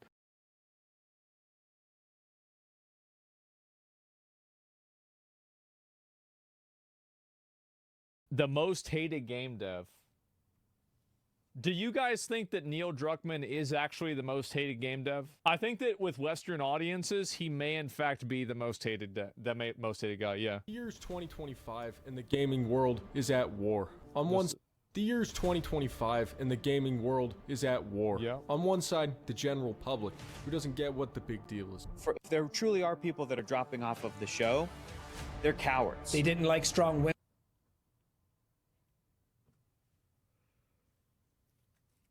They're afraid of a TV show? So let me get this. They're afraid of a TV show. Women, they don't like a lesbian. And on the other side, gamers. Well, the attacks on gamers are just beginning. The wokest episode in television history. At the center stands Neil Druckmann. And all I'll say is at the end of the day, you're way less important. And some of you are not important at all. It's laughable. We send it to each other as jokes some of the time. The beta male, the male feminist. A once universally respected visionary. Now, the most divisive figure in gaming. This is hilarious. I saw this on Reddit. I'm gonna kill your kid in front of you. What? How vile. Turning a game studio known for only making classics into one that only makes remasters and news headlines. This to me does feel actually disrespectful, and I mean that legitimately. And I think that it all started with an idea he had in college. It's 2004, and Neil needs to pitch a zombie game to the father of zombie movies, George Romero. We had a school project where we had to pitch game ideas to George Romero. So the idea was for this kind of the story. His idea is about a cop protecting a young girl. In the game, the player switches between the two characters to force I think empathy. I heard of this. I pitched it to George, and he hated it. So I just sat on it. After getting a job as a programmer at the game studio Naughty Dog, he continues to work on these ideas in the background. Until Naughty Dog promotes Neil, along with Uncharted 2 director Bruce Straley, to direct a new project. Our task was to reboot Jak and Daxter. We started to realize Wait, that never happened though, right? I don't remember that ever happening. That it was not going to do justice to the franchise that the fans had fallen in love with. It would be shifting it so far in a new direction. Yeah. Like, well, I have this thing I've been working on. What if we try to do this? Eventually, this turns into a game based on his zombie idea. The old cop becomes a smuggler named Joel, who's tasked with escorting a girl that's immune to the virus named Ellie across the country to people that are working on a cure. Some of Neil's other pitches include Joel being a hardened criminal seeking redemption, a virus that only infects women. And you found the one... They already have that. It's called feminism. girl that it didn't infect, and that was Ellie. And the reason it failed is because it was a misogynistic idea. A revenge plot where Joel's old partner Tess hunts him across the country, and a climactic scene where Ellie comes in and saves Joel from being murdered by Tess. What the game's fuck? director, Bruce Straley, rejects the revenge elements. Quote, "Revenge just wasn't a strong enough motivation for someone to travel all the way across an apocalyptic country for an entire year." At the time, Neil agrees. "I'm pretty dark. I wanted to kill Elena in Uncharted 2. Bruce is the one that would balance me and push for more levity. The partnership works. It's a delicate tug of war, but the end result is lightning in a bottle." People are constantly critiquing each other, and that's the culture we try to cultivate here at Naughty Dog, because it helps make the game better, even if sometimes it can be frustrating and hurt your ego, but at the end of the day, it's all about the game. The game launches in June 2013, and both critics I and feel like everybody, like this game, in my opinion, has done irreparable damage to gaming, because ever since The Last of Us came out, everybody has wanted to make video games into movies. Like, I really don't like that. I think it's shifted the way that, because I see there's so many games that are like this now. And yeah, it's the first movie game. Yeah. Like a Kojima. Yeah, no, but like, I mean, I'm not saying all of them are bad. Like some of them are good. I mean, I heard The Last of Us Part 1 was good, but I think that a lot of people have tried to copy this because I think that people always try to emulate Hollywood because they want to be Hollywood, which I think is it's a bad idea. Players are floored. Making this the 4th game ever to earn my highest rating. The gameplay is pretty similar to their Uncharted games. It's like a movie. Actually, my involvement is nothing. But the story? That's the problem. Is universally praised as a step forward for video games. Sarah's dead. Don't do this. Hey, babe. The zombie win. By the end of the game, players are empathizing so hard, to the point of it almost feeling traumatic. Could you put your life on the line for me? Could you be the last of us?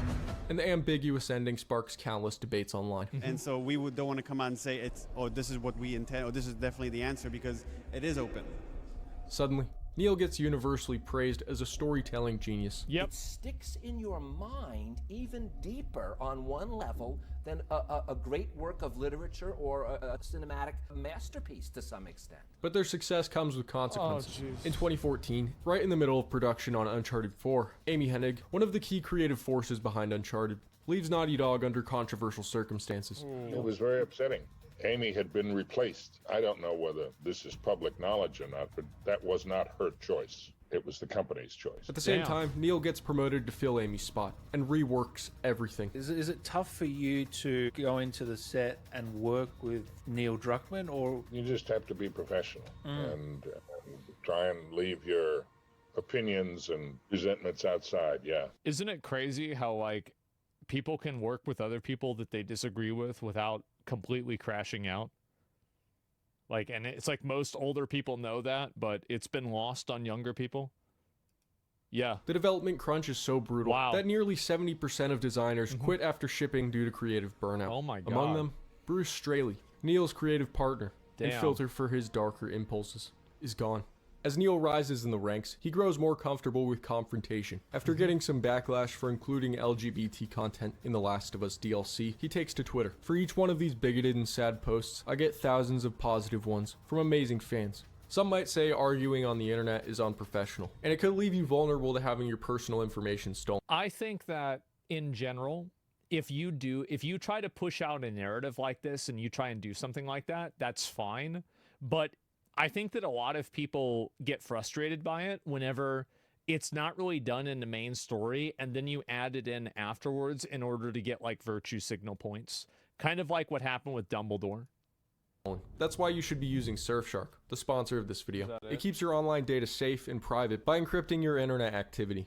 Whether you're at home or using public Wi-Fi, Surfshark prevents your personal information from falling into the wrong hands. It also allows you to bypass geo restrictions and censorship, so that you can access movies, TV, and websites that might normally be blocked in your country. You'd be surprised at just how many movies you're missing out on. Unlike other VPNs, Surfshark allows you to protect an unlimited number of devices with a single subscription, meaning you can protect your phones, computer, tablet, and even smart TV, all simultaneously. Surfshark also has a bunch of other helpful It's crazy how many VPNs there are. Like, I don't know how they all make money. tools like Surfshark Alert, which notifies you immediately if your email, passwords, or credit card information ever appear in a data breach, so you can sleep peacefully. A lot. Visit surfshark.com/SirW or enter promo code SirW for 4 months free. Surfshark also offers a 30-day money-back guarantee, so there's no risk in trying it out today. I don't know. By doing so, you're also helping me make more videos. While arguing with fans might take a toll on Neil, it doesn't affect his standing at Naughty Dog. In fact, in 2017, he's promoted to vice president of the company. Now he has full creative control and a fresh team of developers. It's time to get honest. The writer's responsibility. You have no social responsibilities in your writing. The only thing you have a responsibility is to tell the truth. Just in time to start working on their next big project, The Last of Us. Part 2. Part 2. Oh! The whole world applauds. However, some fans remain skeptical. Did they even need to make a second game? Wasn't the ambiguous ending part of the point? And so we don't want to come out and say this is what we intend, or this is definitely the answer, because it is open. I know there's a lot of people that feel this trepidation about revisiting what that ending means. No one loves these characters more than we do, and we would not do this if we didn't feel like we had the right idea. Right off the bat, it's clear this is a Neil game. All of Neil's rejected ideas for the first game are back. The revenge plot, the switching between characters mechanic, and his idea to kill a main character from Uncharted 2. The extreme crunch is also. So let me get this straight. So Baldy was keeping him in check. Baldy gets removed. This guy makes his own game the way he wants it to be, and everybody hates it. Back. Where are we on getting physics on these strands? That explains a lot. So for next time? For next time? Yes. They released a story trailer and gameplay demo, and the hype train is now at full speed. Wow! The visuals are stunning. Every square inch of the world is drenched in detail.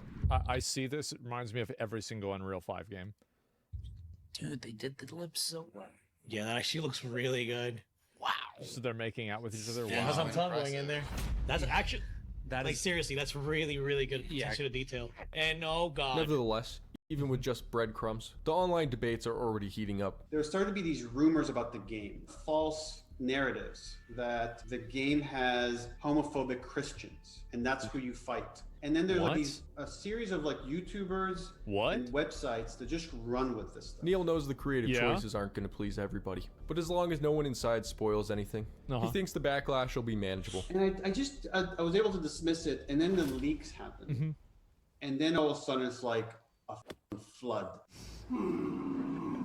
With only a couple months until the game's release, someone leaks the biggest spoiler in the game, Joel's death scene in full. Plus the fact that you play as his killer for around half of the game. The YouTube video gets taken down at around... Plus the fact that you play as his killer for around half of the game. The YouTube video gets taken down at around 1,000 views, but that's enough. Neil braces for impact. Just want to say on behalf of everyone at Naughty Dog, a lot of you have sent us very sweet, encouraging messages along that time that have been really helpful. We make this thing. And that was the lowest point in my life.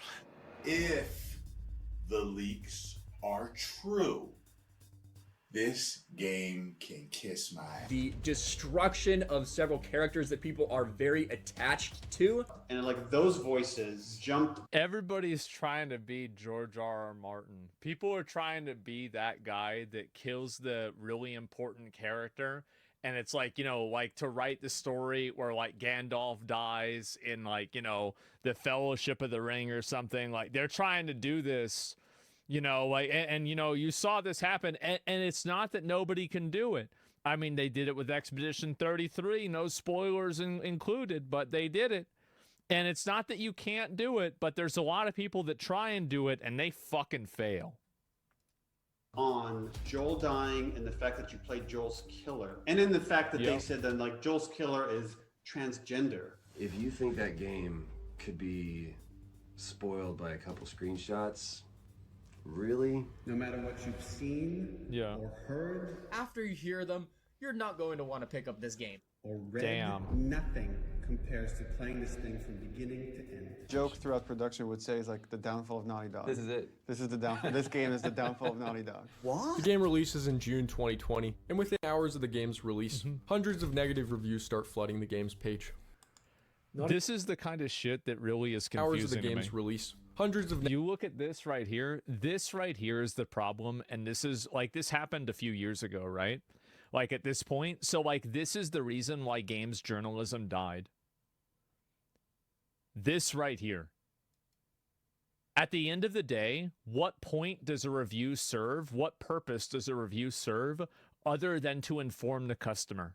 And it is very obvious that for whatever reason, whether you agree with it or not, these professional reviews certainly did not represent the fucking customer. Negative reviews start flooding the game's page. Naughty Dog just went full The Last Jedi on this one.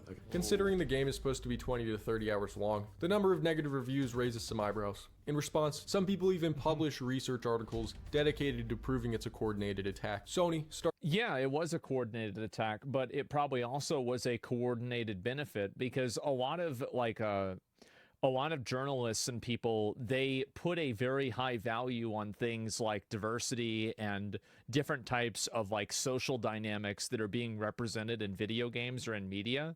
But that type of value isn't really represented by the public. So how is it fair that they overvalue it, but it's unfair whenever the players and the actual consumers undervalue it or anti-value it? That's the issue, and that's what's so confusing about this, is that it's very obvious that these people make it like, you know, like the Dragon Age the Veilguard getting a 9 out of 10. There's no way it was a 9 out of 10 game. Like, nobody thinks that. Nobody believed that.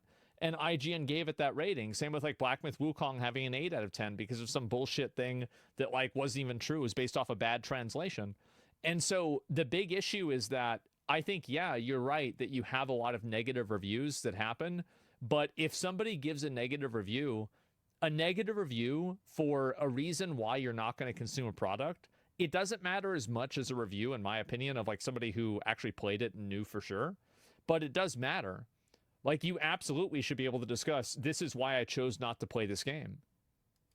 Starts allegedly taking down hundreds of reviews. Attacking gamers again, which, who's surprised? It's kind of funny that they'll delete the negative ones, right? But they won't delete the positive ones. This guy's really salty that the game didn't go the way he wanted it. Metacritic also implements a 72-hour waiting period for future reviews. Attacks are coming at Neil from all sides, but rather than letting it pass over, Neil goes full offense. And all I'll say is at the end of the day, to all our critics, we listen to that stuff and we digest a lot of it, but you're way less important. And some of you are not important at all when you're kind of shout and threaten and doing all that stuff. The problem is that the game sucked. Okay, if Kojima said this, everybody would be spamming based. The problem is not that you're acting this way. The problem is that you're acting this way after your game flopped. That's the issue. Laughable. We send it to each other as jokes some of the time. Look, I get it. You love these fictional characters, but they're not real. You do know that, right? Guys, don't be scared of therapy. Think of it like working out for your brain. But soon, bad reviews aren't the only thing on Neil's plate. Some of the more observant fans notice lies in the marketing, mainly that Joel is added in post to make it look like he's a bigger part of the game. They also make him look different. I don't know why they would do that. Just have scenes in the trailer with Joel in them. That's not hard to do. They went out of their way to cut clips to make it look like Joel is involved in the scene. Fans call it false advertising. So they're trying to bait people in there by knowing this is the character they like the most, and then they're going to kill the character that they like the most, and then somehow this is gonna be what the fans want. But Neil says he just didn't want to spoil the surprise. Metal Gear Solid 2 is one of my favorite games, and I know some people hated it. By the way, that's a completely justified reason. I don't mind that at all. For him to say that, that's totally okay. I loved when I played Metal Gear Solid 2 and I saw those trailers. You were deceived, right? Because they moved boss battles around. You always saw Snake. They never showed you Raiden. And I remember like, oh, I'm playing a whole new character. This is fucking awesome. However, fans bring up an IGN article from 2018. A great example with this too is that it's Expedition 33. Like it's a kind of a new game, so I'm not going to spoil it. But it's very obvious that, you know, I mean, I had no idea that was going to happen. I had no idea at all. And it's because of the way that it was advertised. And that was a good thing. Neil is saying Ellie will be the only playable character. To make the situation worse, as the Game Awards approach, when The Last of Us Part 2 is nominated for Game of the Year, Neil tweets, "The Last of Us fans, activate. For every vote you cast for The Last of Us Part 2, a hater loses their caps lock. This wasn't a good tweet. First of all, it's crazy how this guy, heel versus babyface went on that pronouns rant about Starfield. And it's like, again, it's like one of those things where like it's like an appreciating asset. Like that rant becomes more relevant and more people resonate with it every single year. It's a very passive-aggressive tweet, particularly with his emoji at the end. He apologizes, saying it was all a misunderstanding. Stop defending Neil Cuckman. Well, no, I was just saying that I don't know, like I'm just talking about this, I'm just being fair, right? Like I'm saying like, oh yeah, that would make sense to me if you want to give people the impression this is what's going to happen. Like, yeah, I don't think it's bad to say that. I want to come across as someone who dislikes criticism. My tweet was meant as a joke, RE trolls. Yeah. Essentially, we're living in his head rent-free. But none of his former fans buy it. Multiple YouTubers report receiving strikes from Neil over videos critical of the game or the leaks. Not only did Naughty Dog strike down my YouTube channel along with so many others, they also are responsible for my Twitter account being taken down. Come September 2020. Where's the fucking receipts for something like that, Neil's ongoing battle with fans hasn't died down, and Naughty Dog hasn't announced any new games. Fans are getting impatient, but it gets worse. In 2022, they announced a $70 remake of The Last of Us Part 1. $70? For a remake of a $20 game that's already been remastered. Well, at least it's... They gotta have that money. Yep, they need that money. It's coming to PC. Hopefully the port is okay. Oh boy. Players booted up. Wow. And it's, wasn't that the Prime Minister of Canada? After over an hour of waiting for it to build shaders, frame rate issues on the most high-end computers, textures not loading properly, and cutscenes where all the characters are wet. How does this one even work? If you plan on buying The Last of Us 1 remake, you're an idiot. You don't deserve to call yourself a gamer or ever play video games again. In fact, you don't even deserve to peek at a video game ever again. And quite frankly, I hope your hands cramp up. After 2 years... Who is this guy? Sales disappoint. Critics call it unnecessary, and the goodwill in Neil's haters all but evaporates. Yeah, I remember when this came out. Druckmann became an egomaniac after The Last of Us, and lost his sense of humility. Fast forward a year, and things aren't looking much better. In terms of games, just remasters. Yeah, I think that a lot of people don't like Neil Druckmann because he comes off as the most pretentious theater kid, like, trying to put on and project the image of being this, like, tormented, like, writer or, like, like, creative mind. It's like this guy's Vincent van Gogh, but the only thing that he did was stab himself in the chest. Or cut off his ear. But Neil feels good. He's been promoted to head of Naughty Dog, and HBO launches The Last of Us TV series. Before it's released, Neil announces major changes to the story, with no input from Bruce Straley as far as anyone knows. That's convenient. The Bill sequence works very well in the game because you're fighting the infected with Bill. I think if we had adapted that exactly as is for the show, maybe a thrilling episode, but dramatically would have been a lot less interesting than where we've ended up, which we changed it quite a bit. His ex-fans are primed to hate it, but in the end it's actually pretty good. In fact, HBO says it's one of their most popular shows that year. Neil becomes somewhat of a mainstream celebrity. New fans start pouring in, game sales spike, and he finally feels like he has some people on his side. Until season 2. It's crazy because that's exactly what happened with the game. It's almost like if you tell a story, like this is a big fantasy that a lot of people that are in media believe, is that the average modern audience cares less about these social issues and different types of dynamics than gamers do. But the reality is that, in fact, it's the opposite. Gamers and, like online people are much more accepting and open-minded of things like non-traditional gender roles, non-heteronormative relationships, like all of the things that, people complain about woke stuff with. There's a lot of like average Walmart Americans, and they just see that on the TV. They said, oh, this is weird. Oh shit. I didn't watch this game. Okay, what's this? And they're done. They don't even think about it. Yeah, if you push it, right? Like they're not even like, it's not like they're getting mad. They're not writing like a whole thing about it. They're just like, oh, this is weird. I'm not going to watch this. And that's what an average person, I think, does a lot. And I think that what these people believe is that average people, because they think that they're average, but they're not average. This is like a very unique viewpoint that they have.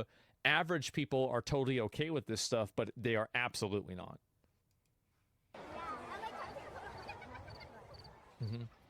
Why people didn't like the second game and season has nothing to do with woke. It did in the game. People didn't like that Abby character because she had a non-female body, and they thought that it was a weird type of like representation. And I think that that definitely was a big reason why. Like, I didn't even play the game, and I know that. I mean, I'm just saying, like, that is the reason. Like, it goes beyond that. No. But what I'm saying is that you're right. You're right. Maybe it's not woke stuff. It's the story is what you guys are saying. You're right about that. But I'm saying also, whenever you're talking about putting these ideas out to the public dislikes them more than you'd imagine. It turns out fans of the show who haven't played the games have no idea what's in store. Yeah. Kill him with a golf club? Guys, I actually don't know what to do right now. I don't know what to do right think it was gonna happen this soon. And after Joel's big moment, public opinion shifts. IGN gives the episode their lowest rating in history. The result is a competent, often thrilling hour of television, but one that ultimately underserves the larger story and the characters it forever changes. Viewership starts to fall off, and the season finale sees a 55% drop from the first season. You have to expect that some people would just switch off after that, and people have switched off in their droves. But not only that, in December 2024, fans finally get a brief glimpse of something. It just keeps getting worse.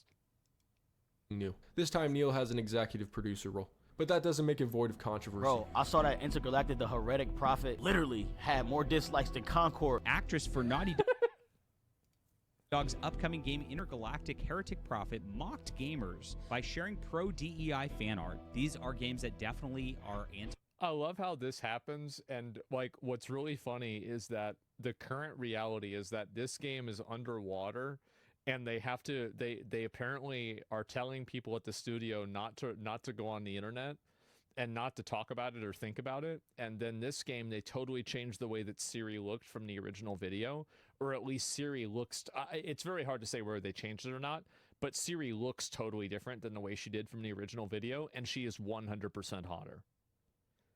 So, like, this is literally an L and an L. Gamer, these companies it'll get shadow dropped, have to be boycotted. But Neil says not to worry, that this next game is going to deal with a much less controversial subject matter. Oh, we made a game with The Last of Us 2. We made certain creative decisions that got us a lot of hate. So the joke is like, you know what? Let's do something that people won't care as much about. Let's make a game about faith and religion.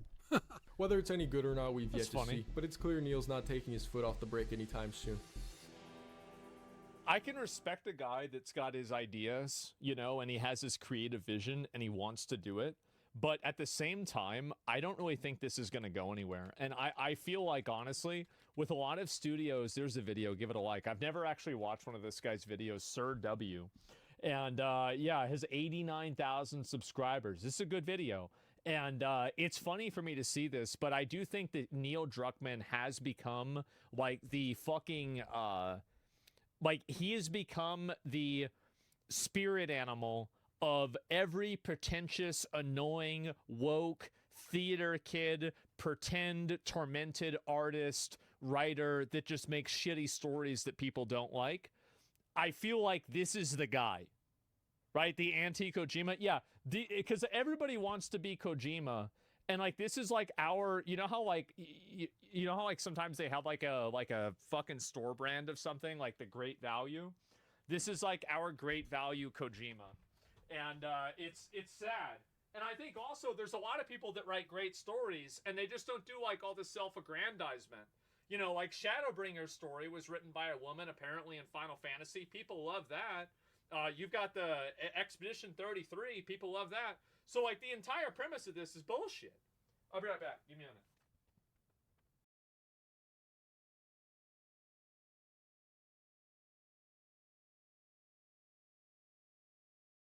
Gaming cred. Uh-oh. Here we go. We are living through an unprecedented era in gaming right now. For the first time in the history of the world, the average gamer cred score has dropped below 0.25. If that number doesn't terrify you, I don't know what will. In today's society, we are surrounded on all sides by pretend gamers, people who pretend to be real gamers. It's not on. But in reality have never played Super Mario Galaxy. You see, back in the Xbox Live Go... You know who really got me fucked up about this was Tectone. Because Tectone was going on about how much you like Stellar Blade, and he said he played Stellar Blade, and I said, did you actually play Stellar Blade? He said, no, I played the demo for 10 minutes. Bro, these fake gamers makes me so fucking mad, man. Like, it's fake gamers, bro. It's like, no, you didn't play it. Like, if you didn't beat half of the game, you didn't play the game. You can't play 10% of the game and say you beat the game. That's stolen valor. It is. Golden era of gaming, everybody's gamer score was visible to the public. You could just click on somebody's profile and see, okay, you beat Mile High Club on Veteran. This is an actual gamer. But today, they keep it all hidden because of course they do. My favorite That's actually a good point, is that they should probably do that. You know how, like, you have, like, a credit score? We could make a website of, like, a gamer score. That's maybe China can do that, right? Because they have that whole social credit score. So they could make a video game credit score. That's a good idea. Game is FIFA. My favorite video game would have to be NBA 2K. Been playing that for many years. Wrong. My favorite video game is Madden. No, it isn't. Call of Duty. Deleted. Grand Theft Auto San Andreas. Actual gamer in the building. Yesterday I was watching. Honestly, I feel like there are a lot of, like, there are the sports ball gamers where, like, their idea of video gaming is FIFA, 2K, maybe some Call of Duty, right? If they really want to throw down. Other than that, they don't give a fuck. That's it. And there's so many of them. This Twitch streamer, and I'm Madden, not gonna say who it is, but you know what I'm talking about. He's going on this huge rant about video games. You could just tell from the look in his eye that he's never played Warcraft 3 in his entire life. Dude was just radiating this never played a Spyro game energy the whole night. You could tell from the chair he was sitting in that the man has never touched a single Hitman game. Then he starts talking this is the thing people get mad at me for too, because I'm kind of in this boat. Like, I spent so much time only playing World of Warcraft that, like, I thought Avowed was good. Think about that. Like, really, like, and so, like, that was bad, right? And I felt like, you know, it's like that, but, you know, people were saying that Plato allegory of the cave. I was in the dark for so long, and now it's just it's a lot, man. You play less games than Elon. I don't know about that, but I mean, like, maybe. Fuck. Like, it's bad. Like, Joe Rogan, it's like, I haven't played any other games. And now I'm trying to play more new games. I'm trying to catch up. Age of gaming. You know what game he starts talking about? Valorant. And that's when you know this is a 0.03 gamer cred level gamer. I don't know, bro. There's a lot of e-girls that play Valorant. I don't even know why. We have got to boost our numbers, and the first part of this process is learning just how many games are better than Valorant. Max Payne 2, Max Payne 3, Bubsy, Balan. Did you play Assassin's Creed? Yeah, sure. I used to play Red Dead Redemption. That shit was fucking hard. But that's like the easiest game ever made. We have to...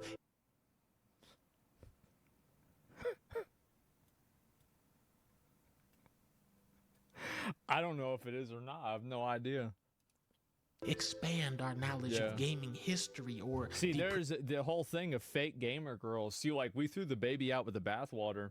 There are some fake gamer girls out there. There are. There's not a lot of them, but they are out there. Pretenders will erase our illustrious You think all legacy. of them? Did you know that before the PS5, Sony made games for a different console called the PlayStation 4? Now think on that. Whoa! I like EA Sports. I'm in the game. I don't have a game, cuz. Snoop, you got more games than Master Chief. You were in True Crime, Def Jam, Way of the Dog, Call of Duty, Fortnite. One of the stages in Tekken is just straight up called Snoop Dogg, and it's you sitting there on a big throne. I don't have a game. He actually does have more games than Master Chief. How's that even possible? Here is Naked Snake and Solid Snake. Can you tell me the difference? You have 1 second. Sorry, you took too long. 500 cred has been deducted from your account. You have to understand that we are living in a world with gamers that don't even know about Oddworld Munch's Odyssey. I'm a big gamer. You didn't tell me what dimension King Mickey has been sealed in for the past 27 years exactly. To be fair, he did play Space Marine 2 also. And that's fine. But he also, the thing is with Henry Cavill is that he also only played WoW. As far as I know. Like, he was addicted to WoW also. So it's like, yeah, you're a gamer. You play the same game. That's the thing. You know, Donkey Kong specifically, like, that character, I don't think he speaks. Okay! When I was a kid, the coolest game was Cool Borders 2 because you could play as a little alien. Today, kids have godlike access to hundreds of incredible aliens. Let me look at some of these games. Today,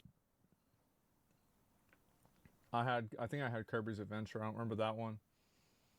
I had Adventure of Link. I hated that game.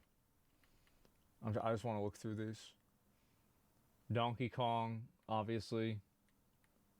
Where's the other ones? Ninja Gaiden. Oh, is that... No, that's not it. Holy fuck. Metroid. Today, kids have godlike access to hundreds of incredible video games, but are misled into playing the lamest trash imaginable. That's true, actually. It would be a really good idea for all the video game companies to collectively decide to shut down every server for every live service game for 1 year. And in that time period, people could go and play other single-player games and older games. And, like, no Fortnite, no World of Warcraft, no Valorant, no League. And you have to play, at this point, now you have to play a new game. That'd be peak? Yeah, that would be the year of the awakening. Apparently, you guys really, really like cats. I'm Anna, and I head up the Valorant studio. When you are interviewing for a job, they don't care how many Valorant skins you have. Cats. I'm Anna, and I head up the Valorant studio. When you are interviewing for a job, they don't care how many Valorant skins you have. What they're gonna do is ask you, what's the better bowling game, Flintstones or Animaniacs? The correct answer, Tekken Tag Tournament. Let's say you really grind it out and hit the top rank. Tekken Tag Tournament.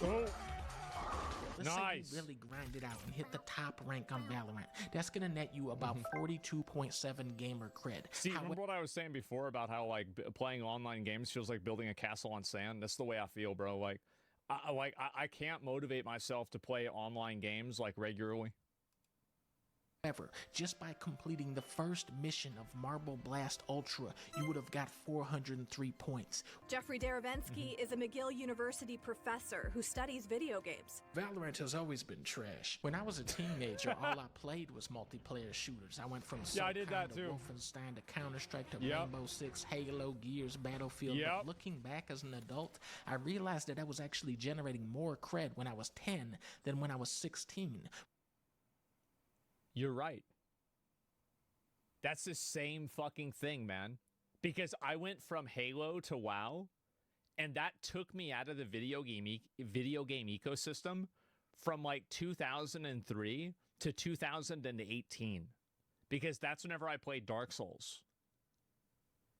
So I went 15 years in the cave. When I was 10, I was playing stuff like Tron Bond, Crash Bandicoot, Rogue Squadron, Shenmue, Power Stone, Gran Turismo, Diddy Kong Racing. I was unwittingly branching out into all these different genres of video games, and sometimes I would get lucky and play something made with genuine artistic vision like Yoshi's Island. This is probably my favorite game growing up. Like, I don't know if I ever said this, but like, this actually, like, I love this game so much. What is a movie from your career that would make the best video game? It's definitely got to be Nacho. They already did that. I'm Bowser, baby. There are sections of this game where you are... What the fuck?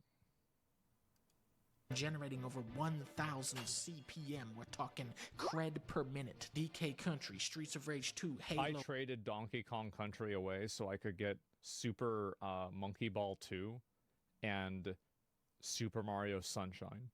I remember this so well. Yep, I traded it away. I was like 12.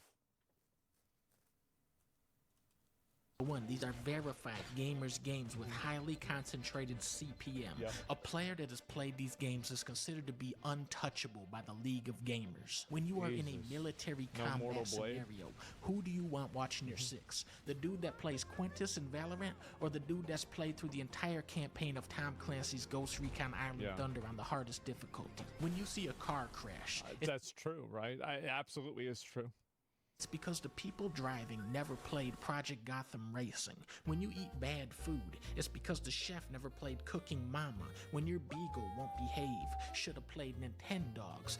I played Nintendogs. It was the most annoying fucking stupid game I ever seen in my entire life. I bought the game for my DS. I got a DS kind of early. And I was like, this is the stupidest thing I've ever seen in my whole life. This is so dumb. Like, I really, no, it's a girl game? Of course it's a girl game. And the pizzas Absolutely it's a girl game. Spider-Man 2. Pretend gamers are always trying to convince us that gamer cred is worthless. But if that's true, then why are so many rich and powerful people trying to acquire it? At one point I was... No! Oh, jeez. You know, maybe one of the best Quake players in the world. I actually own at Smash Brothers. Yeah. I've never lost. I don't lose at Smash Brothers. And you know what? I choose Luigi. Yeah, right. You only pick Game & Watch. We have something really exciting to talk about. We're here today to talk to you about skins and other cosmetics. The downfall of the pretend gamer is that they are eternally doomed to play games where you can only pretend to have fun. Great game. Yeah, that's what it is, man. It's like, yeah. Is it true Elon started his own game studio? I believe it when I see it. Julia. However, there is another world of good, cred-generating games like NBA Jam. Oh, Space Invaders. Classic. NFL Blitz. Classic. Ocarina of Time. Classic. Oh, that's a big one. Oh, that's a huge one. That's a real one. Tony Hawk. Ooh, classic. Mario. There it is. The Street Fighter. Damn. Just some random white girl? Holy shit, Street Fighter. Dang. Tekken. Okay. Monkey Ball. That dude. I remember, so like I was playing this game with my cousins, and I figured out how to do like the jumps and like, you know, finish a stage in like 4 seconds. And I remember like one of my younger cousins thought I was like a fucking wizard. Because they're like, wait, you could do that? I was like, yeah. Just fucking go off the edge and go right into it. Yeah, it was... And I remember, like, you could save the replays. I probably still have, if, like, the cartridges still work, I probably have, like, saved replays from, like, 2002. Yeah, so many ways to play it. Dude, I love that game. Watch Dogs. Look out for this game. Oh. I remember that for Star Fox, yeah. No, it's like maybe parents should not let their kids play live service games until they become teenagers. Maybe that would make video games better, and it might hurt to do as a parent because your kid wants to play Fortnite all the time. But like, what's better for your kid's future? You know, 18 plus? Like, so you think live service video games should be 18 plus? I think that'd be a good idea. Yeah, maybe you're right. Star Fox 64 was fire back in the day. Dude, Star Fox 64 was fucking awesome. I love that game. Yeah, like, I played that all the time. My roommates are, like, crackheads for Fortnite at 30 years old. Well, like, the thing is that, like, I don't think that's really a bad thing. It's just that... So, my father and former lover, Asmongold, put out a video called Everyone Should Know About This. So on the off chance that you didn't see this, he told me that everyone should know about this. So I'm going to help more people know about this because apparently everyone should know about this. All right, let's get into it. You know it's serious when he busts out the $5 potato can. Hi, guys. It's ma'am. It's ma'am. Me again, and today we're going to talk about the parasite that is payment processors, primarily Visa and MasterCard, in between their very busy schedule of scamming random financially illiterate people into contracts with credit cards that have 30% interest. They've somehow also made... Sounds like VTubers who are financially illiterate who don't understand to not sign a contract that says we get 60% of all the money you make. Yeah. Anyways. Managed to fuck up the internet at the same time.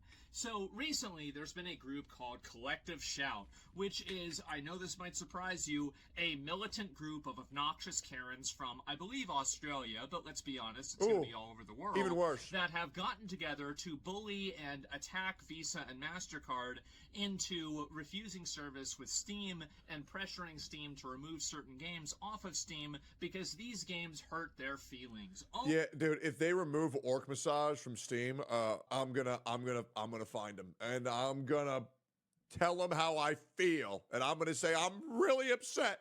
I'm really freaking mad, and then I'll probably do nothing else. But hopefully we'll do something. Oh no, it's an incest They removed game. Unholy too? Oh, nah, no, that's where I draw the line. It's a fucking not safe for work game. It's a porn game. Who gives a fuck? Who cares? The thing is that, and this is the big issue that I have, I'm very agitated about this because I see where this is going. It begins with the incest games and it ends with whatever the fuck they want. And it's bullshit because incest is based as in video games and anime. And you want to know why that is? Why go outside and bother getting a real girlfriend when your sister's right there? It's just bullshit. You know what I'm saying?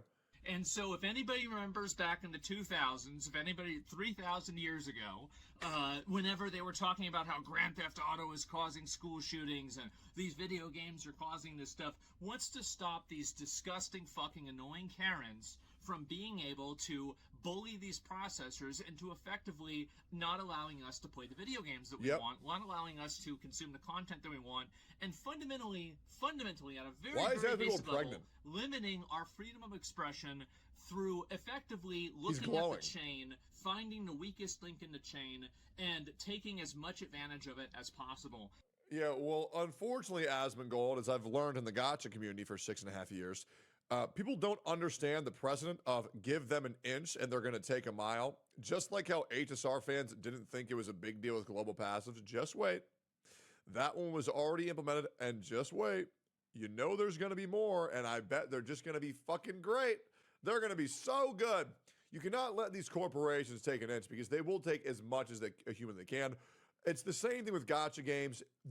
The popular social media personality Logan Paul is facing fresh questions over his cryptocurrency dealings, with ongoing concerns he may have profited by misleading fans.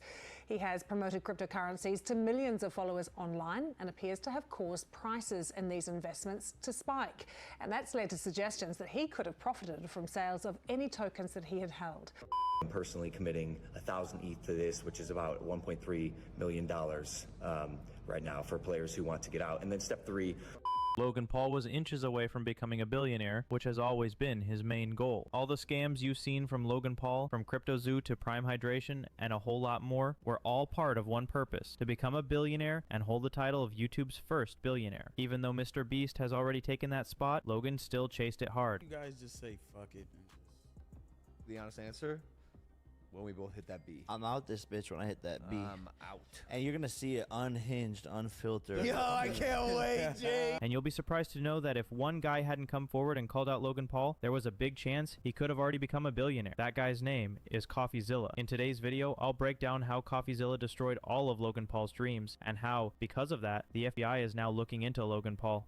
Before I go into the full story, let's rewind to when Logan Paul's multi-million-dollar scam first got exposed. It all started with CryptoZoo. Logan Paul launched this project promising a fun, easy crypto game where users could buy eggs, hatch rare animals, and earn passive income. It was supposed to be the next big thing in blockchain gaming. He hyped it across his platforms, claiming it was his passion project. His fans believed him. Some invested a few $100s, others dropped tens of thousands. The total money raised, over $2.5 million, just from average people. CryptoZoo is a blockchain project that I created about a year, and it yields a rare hybrid animal. That animal then yields and collects a token the longer you hold it. But then the game never worked. Eggs didn't hatch. The website was broken, there were no real updates, and most of the money gone. People started asking questions, but Logan stayed silent for months. That's when CoffeeZilla stepped in. This guy, known for exposing online frauds, made it his mission to uncover what really happened. He spent a whole year investigating, interviewing victims, digging into the blockchain, even talking to people who worked with Logan behind the scenes. How much did you guys make from CryptoZoo? I lost around $50,000 in CryptoZoo. I lost $40,000. I lost around 15,000 US dollars. I lost $25,000. And what he found was insane. Turns out, Logan's entire CryptoZoo team was filled with sketchy people. One guy was a convicted felon. Another had been involved in rug pulls before. There were leaked Discord chats and messages showing that Logan knew there were issues. He knew the developers were shady, but he still launched the project, even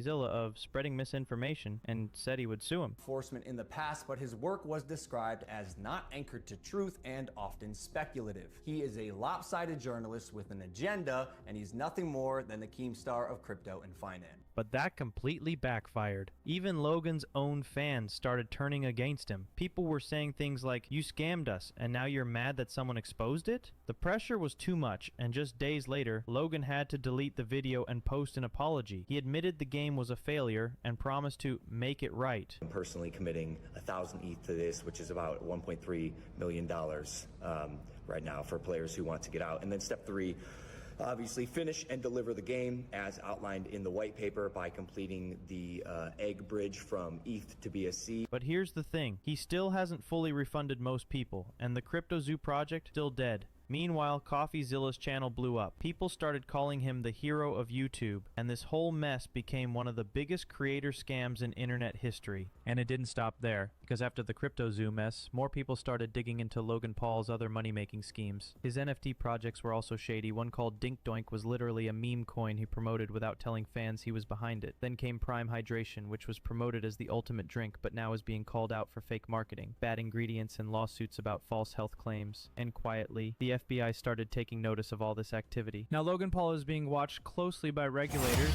especially for the CryptoZoo disaster. Multiple victims are reportedly filing lawsuits, and legal experts believe a federal investigation could happen if enough financial fraud is proven. Represented by Attorney Tom, multiple defendants have filed motions to dismiss the case, including Logan Paul himself. And so in the meantime, the court has stayed all discovery in all proceedings until they've decided on those motions. As for his dream of becoming a billionaire, it's basically crushed. Sponsors pulled back, his public image took a huge hit, and thanks to CoffeeZilla, the mask finally came off. What was once YouTube's golden boy is now exposed as a man willing to scam his own fans just to chase billionaire status. And if CoffeeZilla didn't come forward, Logan Paul might have already hit that $1 billion mark off the backs of innocent people. But now, his empire is shaking, and the internet is finally waking up. But if you really think about it, who were the ones actually scammed here? It wasn't millionaires or billionaires. No, it was mostly poor, hopeful people. People who barely had any money. They scraped together whatever little they had, just hoping to change their luck. And Logan Paul scammed them. He took advantage of their dreams. In this video from the Joe Rogan podcast with CoffeeZilla, even Joe Rogan confronted this issue directly. They talked about how Logan didn't just mess up a business project, he betrayed people who trusted him. People who couldn't afford to lose what little they had. Last, and people are going to know, and it's going to be more difficult for the next person.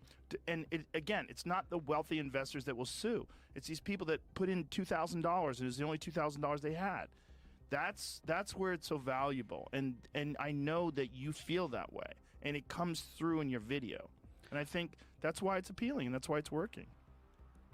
I really discovered early on that nobody cares about the numbers. The numbers are like the headline or whatever, but ultimately you can't make this stuff doesn't matter until you get people involved. But actually, what Logan Paul is facing now might be the curse of those people he scammed. That's why all his businesses are going down to the ground. And as the government and experts raise serious concerns about it, it doesn't look like Logan Paul will be able to survive without giving refunds soon or facing double the fines. Now, the government is also fully concerned about the situation. They're supposed to tell you if they get paid, how much they get paid, whether they own the tokens, whether they've made money on the tokens, whether they actually know something about the project. And we at the Securities and Exchange Commission have brought a number of cases in these areas over the years. And if you think Logan Paul still has his $200 million net worth and can just bounce back or win the lawsuit somehow, that idea is totally wrong. Right now, the hope of escaping the lawsuit is just a delusion for Logan Paul. CoffeeZilla exposed all the evidence and there's nothing left for him to hide behind. Even the creator of Legal Bites has revealed more details about the case, making it clear that Logan is running out of options. Is this because Paul's lawyers looked at all of the arguments in the case law and everything else and realized, oh crap, this is about to lose hard and very publicly, and that this would all result in a massive Streisand effect? It's hard to tell from this vantage point, but I will say, having read the arguments on both sides, it did look to me like CoffeeZilla was likely to win that argument. And that's where we find out what evidence Logan Paul is so afraid of. Specifically, we start seeing an open reference to some criminal investigations of Logan Paul specifically, and we see that CoffeeZilla was in fact the whistle. And now even top-level lawyers are saying that Logan Paul is trying to use the same old excuse, claiming he was scammed by the developers and the team, and that he wasn't the main scammer. He even tried to attack CoffeeZilla using that logic, but no one is buying it anymore. In this video, legal experts are clearly explaining how Logan Paul is in serious trouble and how that defense isn't going to work for him. They all seem to agree on the underlying facts that CryptoZoo was in fact a scam. The only difference is that Logan Paul is claiming that he was also a victim of bad developers as well, and CoffeeZilla says that when you put your name on something and you run the whole project, the reputation is yours. Logan Paul doesn't like the implication, but you can't force your opinion onto the tweet is factual. It seems accurate. Logan Paul has blocked CoffeeZilla for years. He hasn't paid back all of his customers, so, you know, where's the lie? At this point, the entire scam empire built by Logan Paul is collapsing, and it looks like if more of his past or future shady projects get exposed, he's going to face even bigger consequences. His whole empire could be crushed, his popularity, his reputation, all completely destroyed and gone forever, just like CryptoZoo. What do you think? Will the words broke and homeless come before Logan Paul's name next, or will he somehow bounce back? This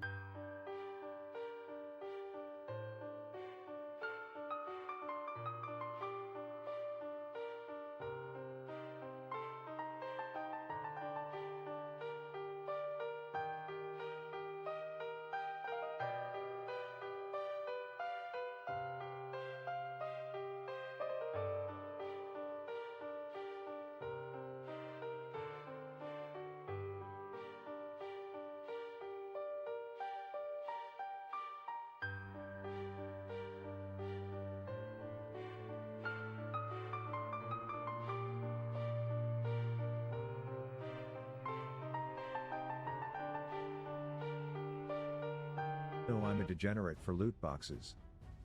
Raid has shards, blue, purple, singular orange, game, and some they end enchants up from these. missing out on a lot of really great gaming opportunities. And I feel like in a lot of cases, like, are you really going to have the same degree of like fulfillment and fun playing and farming WoW in like season 17 to 18 as you are like playing 5 other single player games that are like, you know, really good experiences? And like for some people, the answer to that is yes, right? But I think that for many of them, a habit gets created where people just keep playing the same games over and over and they don't try new games. That's why I've been trying to actively play games and do other things myself. Online games are way different than they used to be. Yeah, they definitely are. Of course they are. Mortal Kombat, bro, it's subjective. Well, I know it's subjective, but I do think that, like, and I'm talking about myself, right? I mean, this is mainly me. This is what I think. This is how I feel more than anything. So yeah, people are just under copium when playing competitive live service games. Yeah, I just don't really see how that's going to be interesting. Wasn't Monster Hunter one of those games? It was. Like, what would it be like if I never played Monster Hunter, right? I mean, because I think about that, because like that game was fucking amazing. Like I played that game pretty much nonstop for a month straight. I logged 150 hours into it in like a month. It was nuts. You can't cheat in single player games? Well, yeah, you can. You've got plenty of cheats in single player games. I want a League and Overwatch friends literally never try to earn anything in any one game they play. It's actually so depressing. Yeah, I guess so. The fact that the wealthiest man in the world had to pay people to play so he could pretend to be a gamer is all the proof I need that gamer credit is more powerful than anything. Well, it's that gamers, people might not understand this yet. So I'm going to say something that is going to make people mad. I think that the gamer ripple effect from, let's say, Gamergate actually did have a second or third or fourth order effect that ended up getting Donald Trump elected. I do. I think that it radicalized a lot of young guys and they were fucking annoyed by it. Absolutely. And like, now I'm not going to say, but like it did, because it got them out of their cave. It got them out of the grandma's basement, and they went down to the voting booth and they voted against whoever the fuck is gonna make their main new character a girl. You want to make it? Oh wow, you're gonna cover up her cleavage? Okay, well I'm gonna cover up your chances to be an elected representative. Absolutely, that's what happened. Now I'm not saying it was a big effect, but I'm saying it happened, and I'm saying it mattered. That's it. Most guys voted Trump. They did. And most players of like actually serious video games are guys. Like abso-fucking-lutely. That has to be the most retarded take. Okay. Explain why. Let me play through Yoshi. Maybe I should do that. Explain why. No, you're not going to get banned. It's not a retarded take. I unironically believe this. I'm not joking around. I actually think this played a role. Now, was it the biggest role? No, it was not. I think that policies and things like that are more important. But it was important. You won't get banned. You recommended Yoshi's Island. That's on. If by the way, if he didn't type that, he would have gotten banned.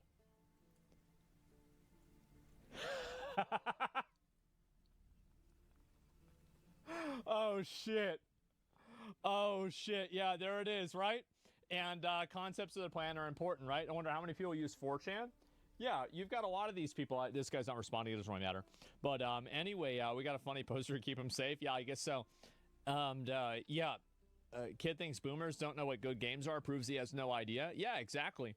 And I think this is what's going to happen. It might be retarded, but it's true. That's another big thing, is that people think that just because something is stupid, that it's not true.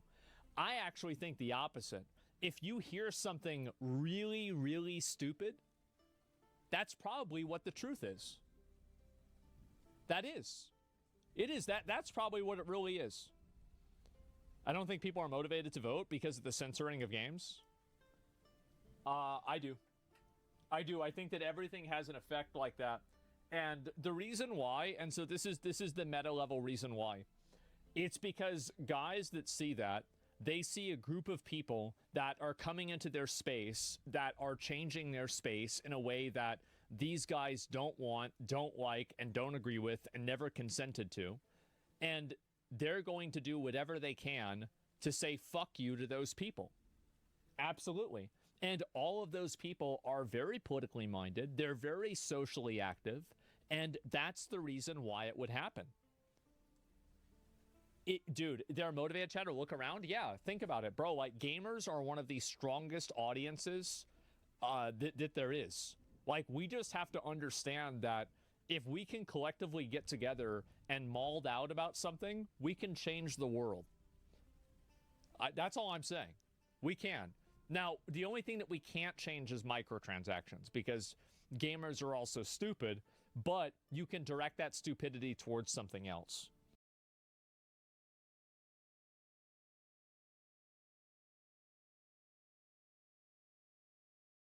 The AAA video game bubble has burst.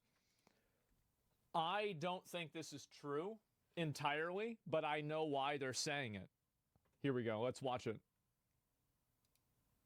The video game industry is currently in the thralls of a paradox. Yeah. For players, it could be argued we're in one of the greatest times for gaming. I agree. There's incredible breadth of choice across consoles, handhelds, and PCs made ever more accessible through gaming subscription services like Xbox Game Pass and PlayStation Plus. But from an industry perspective, things could not be more dire. More and more studios seem to be closing, original IPs are being scrapped mid-development. Well, I mean, like, this is... the thing is that... I mean, bro, she was so... Why didn't they not... They really should have just made that go... Damn. That's... What the fuck? And so anyway, I think that's because the studios were over hiring. They have a bunch of people in there. Like, this is a big problem that I think a lot of people in corporate have, is that they just bring in more and more people. Just more and more people. And eventually you have, like, such a large component of the actual, like, of the company that doesn't actually contribute to the product. Like, they're not doing anything for the product. They're not improving the product. They're not making it better. They're not even helping the product. They're just there. IPs are being scrapped mid-development, and vast legions of game developers, programmers, artists, and animators have been cut loose. To put it simply... I mean, look, can't we just talk about the fact, like, who the fuck wants to do this? What is this? Like, in between, like, a Pride rally, Burning Man, and Mad Max? What the fuck is this? Like, what kind of stuff? It doesn't make any sense. It's weird. Yeah, who does this?